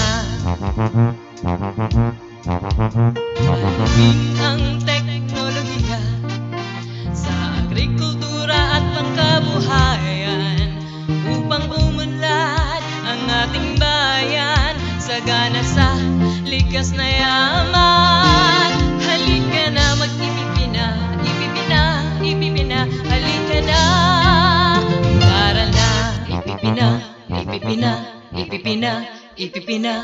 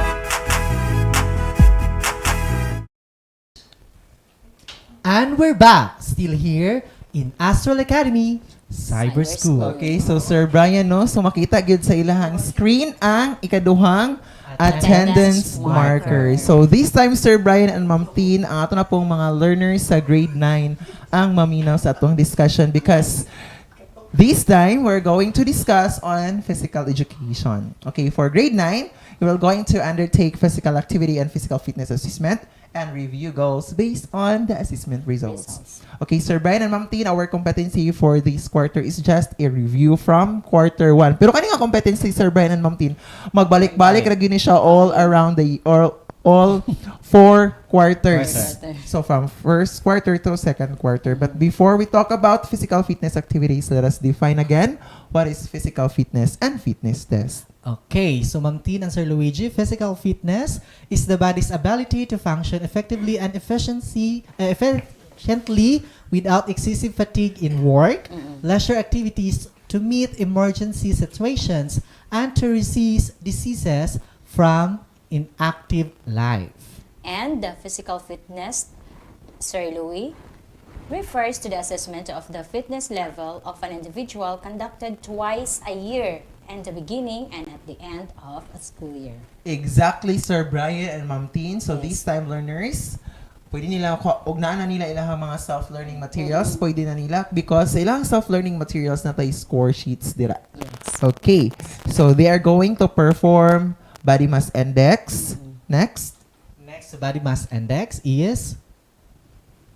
Okay, so flexibility assessment or the sit and reach. Yes. Then naabot tayo muscular endurance assessment or the modified curl-up test, cardiovascular endurance assessment, and the or the 3-minute step test, and lastly, okay, na tayo skill-related fitness assessment for balance, we have stork balance stand test. For reaction time, we have roller drop test. And for coordination, we have juggling. So, kato nga mga activities, Sir Brian, is naato siya, guided sila. Okay, na-procedure. Na-procedure nga, makita sa ilahang self-learning material. Yes. So, these time learners, kindly look at the sample monitoring sheet in your self-learning materials. Okay. So, previous fitness goals. Okay, sa mga previous fitness goals. Okay, tambok po man kay ka sa nato, Sir Brian. So, yung mga fitness goals, so cardiovascular endurance like running. Lifting weights 3 times per week. Okay, new fitness goal ni mo kay nakuan makagamay. So, same lagi hapon. Running 3 times per week din. Sa man mo ang mga FITT principle nga gamiton. Okay, for frequency, intensity, time, og type. Okay, for frequency, adding extra running session. So, itong miagi, tulura, karon kaupat. Pwede yung kaupat to. Sa usa ka week. Okay, next is your self-monitoring log. Okay, kani self-monitoring log is, ato na siyang ibalik yapon after ninyo ma-fill in na ni siya. Yes. After checking sa teacher, ibalik na po niya siya pagka next quarter because you are going to write down the test result in each quarter sa self-monitoring log. Kaya para, at the end of the school year, imong makita nga, ay, karong di ay nga year, mintambok day ko, or karon nga year, miniwang day ko. So, kasagaran magud po sa itong mga learners karon is mintambok because of this situation nga. Yes. Kasagaran na siya balay, pamintigkaot, o kana. At least man lang, ma-monitor nila ilahang self. Okay, so this time na pod, we're going to talk about ESP9. At ang ating competency ngayon ay nasusuri ang mga batas na umiiral at panukala tungkol sa mga kabataan batay sa pagsunod ng mga ito sa likas na batas moral. Okay, so Ma'am Tin, paano ba natin masusuri ang mga batas na umiiral at panukala tungkol sa mga kabataan batay sa pagsunod ng likas na batas moral? Mahalaga bang ituro natin ito sa kanila? Yes, Sir Bri. Napaka-importanting matutunan natin ang pagsusuri sa mga batas na umiiral at panukala tungkol sa kabataan ngayon. Hindi basta-basta maabuso ng ating mga kabataan sa mga taong may masamang loob. Okay, ano ba ang mga panukala o batas na ito, Ma'am Tin? Pero bago yan, Ma'am Tin, okay, so more discussions, okay, we'll be right back after this very short break. Okay.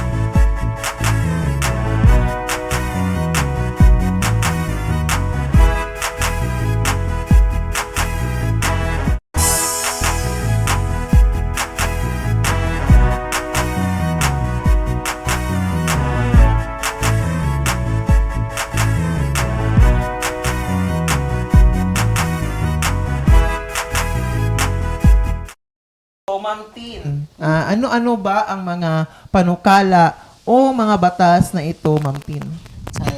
Sa likas na batas moral, ito ay hindi instructional manual. Hindi ito isang malinaw na utos kung ano ang gagawin ng tao sa iba't ibang pagkakataon. Hindi tulad ng batas ng tao. Gabay lamang ito upang makita ang halaga ng tao. So isa lang ang dapat isaisip ng bawat isa sa atin sa lahat ng ating kilos. Ito ay tinatawag na sa principle of medicine, first do no harm. Halimbawa, sa prinsipyo ng mga doktor na laging may pagnanais na makapagpagaling at iiwasan ang lahat ng makapagpapalala ng sakit o makakasama sa pasyente. Pangalawa, pag-alam sa kabutihan. Ayon kay Max Keller, ang pag-alam sa kabutihan ay hindi lamang gumagalaw sa larangan ng pag-iisip, kundi sa larangan din ng pakiramdam. Okay, so Ma'am Tin, paano natin nalalaman ang mabuti? Gaya ng sa aralin natin nung nasa ikapitong baitang batayo, ito ay nararamdaman lang sa loob ng tinig ng ating konsensya, Sir Bri. Ulit, ang mabuti, ang laging pakay at layo ng tao.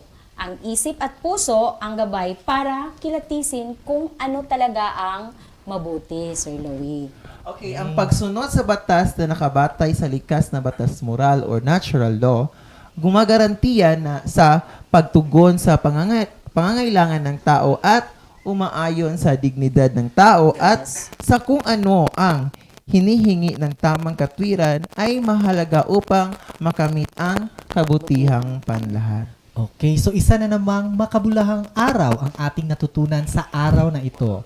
So ngayon, gagawin nyo ay panuto, Sir Luigi. Okay, pakibasa. suriin ang mga batas na ipinatutupad ngayong panahon ng bagong normal, lalong-lalo na sa batas para sa mga mag-aaral na naririnig mo sa radyo. napapanood lang sa telebisyon o nababasa sa Facebook. Gamitin ang inihandang format sa inyong self-learning material. Okay, so this time, let's talk about Music 10. Okay, so proceed na ta sa grade 10. So our learning competency, explore ways of creating sounds on a variety of sources suitable to choose a vocal instrument. And selection and perform Latin American and popular music in appropriate pitch, rhythm, style, and expression. So naatay mga popular Latin and American music. So mo nang gi-review mana puta aning discuss no. Yes. So kana lang yun ang atong pagkuha sa output. So una we have cha-cha-cha, Sir Luigi. Okay, cha-cha-cha ballroom dance originated in Cuba, derived from mambo. Its characteristics composed of rhythm of 2 crotchets or 3 quavers rest with syncopation on the 4th beat. Next, we have rumba. It's a popular recreation dance of Afro-Cuban origin, performed in a complex double meter pattern and ristilio dotted quaver, dotted is semi-quaver rhythm.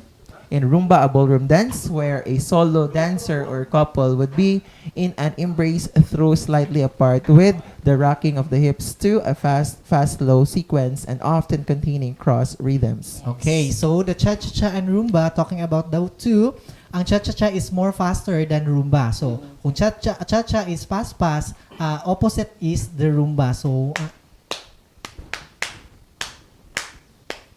So rumba is 1, 2, 3, 4. 1, 2, 3, 4. The cha-cha-cha is 1, 2, 3, cha-cha-cha. 1, 2, 3, cha-cha-cha. So naray prolong sa rumba. Okay, next we have the bossa nova. It originated in 1958 to 1959 as a movement affecting a radial change in the classical Cuban samba. Okay, next. And the last one we have reggae. Is an urban popular music and dance style that originated in Jamaica in the mid 1960s. Okay, so the next example, is the bossa nova and reggae. So buhaton man gud nino i-perform sa ato mga bata. When say bossa nova, ang atong princess no, ang pinakasikat gyud nga bossa princess is the City. So kani pud siya is mura pud siya hinay kaayo. Murag malumanay. And then, katong isa, reggae. Si reggae is, sa Philippines, masikat si Blackjack. Yes. Or, dito sa gawa, si Bob Marley. Okay, for your activity, we have Sound of My Body. Okay, for directions, choose one popular song that you know. Sing using your artistic movement with your own body percussion music. You can use your body to produce sound by using your hands in clapping, slapping, or pounding. You can also use the shuffling, stamping of your feet. Okay, so mora to siya, Sir Brian, ato ang ilang buhatan sa itong mga learners. Okay, so this time, Ma'am Tin, let's talk about ESP10. So ang ating competency ngayon ay naipaliliwanag ang bawat salik na nakaapekto sa pananagutan ng tao sa kahihinatnan ng kanyang kilos at pasya. Ano-ano nga ba ang mga salik na nakaapekto sa pananagutan ng tao at bakit kailangan natin itong pag-aralan? Ang mga ito ay una, kamangmangan. Ito ay tumutukoy sa kawalan o kasalatan ng kaalaman na dapat taglay ng tao. Ito ay may dalawang uri. Ano-ano ang dalawang uri ng kamangmangan, Sir Bry? Ito ay nadaraig at hindi nadaraig. So, yun ang mga uri ng kamangmangan. Ang nadaraig, Sir Luigi, ano nga ba ito? Kawalan ng kaalaman ng isang gawain, subalit may pagkakataong itama ng tamang kaalaman kung gagawa ng paraan upang malaman ito. At ang hindi nadaraig ay kawalan ng kaalaman na mayroong hindi alam na dapat niyang malaman. So, ganun. So, ang ikalawang ano yan? Okay, ang ikalawa ay masidhing damdamin. Sir Brian, ano bang masidhing damdamin? Okay, so ang masidhing damdamin, ito ay tumutukoy sa masidhing pag-asam o paghahangad ng karanasan ng kaligayahan o pag-iwas ng mga bagay na nagdudulot ng sakit o hirap. Next, ang paghubog ng mga positibong damdamin at maayos na pagtanggap sa mga limitasyon sa buhay ay isang daan upang may pasagawa ang damdamin. Okay, next we have takot. Ito ay ang pagkabagabag ng isip ng tao na humaharap sa anumang uri ng pagbabanta sa kanyang buhay o mga mahal sa buhay. Okay, pang-apat, karahasan. Pang-apat, karahasan. Ito ay ang pagkakaroon ng panlabas na puwersa upang pilitin ang isang tao na gawin ang isang bagay na labag sa kanyang kilos loob at pagkukusa. Panglima, Sir Brian. Yes, Sir Brian. Panglima ay gawi. Ang mga gawaing na paulit-ulit na isinagawa at naging bahagi na ng sistema ng buhay sa araw-araw ay itinuturing na gawi or habits. Okay, sa bawat araw ng ating buhay ay nakagagawa tayo ng samot-saring kilos na maaring kusa, di kusa o walang pagkukusa. Ang mahalaga ay tanggap mo ang bawat kalalabasan nito at handa mong pananagutan ang resulta. Maging wasto man o yan o mali. So, ang mga salik ay direktang nakaapekto o nakapagpabago ng kalikasan ng isang makataong kilos, lalo na sa papel ng isip at kilos loob. Kaya kailangan nating malaman at pag-aralan ito dahil maaaring mabawasan ang pananagutan ng makataong kilos sa impluensya ng mga salik nito. Yes, yun lang po. So, mga Ma'am Tino, so, learners, this time, makita na ang ikatulong attendance marker dira sa inyong screen. Okay, so this time, Sir Brian, it's time na pod nga magpasalamat sa ato ang executive producer, Sir Gas Tepi, production team, and of course, sa ato ang mga learners nga nagsubaybay sa ato ang FB Live facilitation from Mondays to Fridays. This has been Luigi Talaron from Silangit National High School. This has been Brian Cahigas of Sumirap National High School. And this has been Kristen Monternel from Kanyangan National High School. This is Astral Academy Cyber School.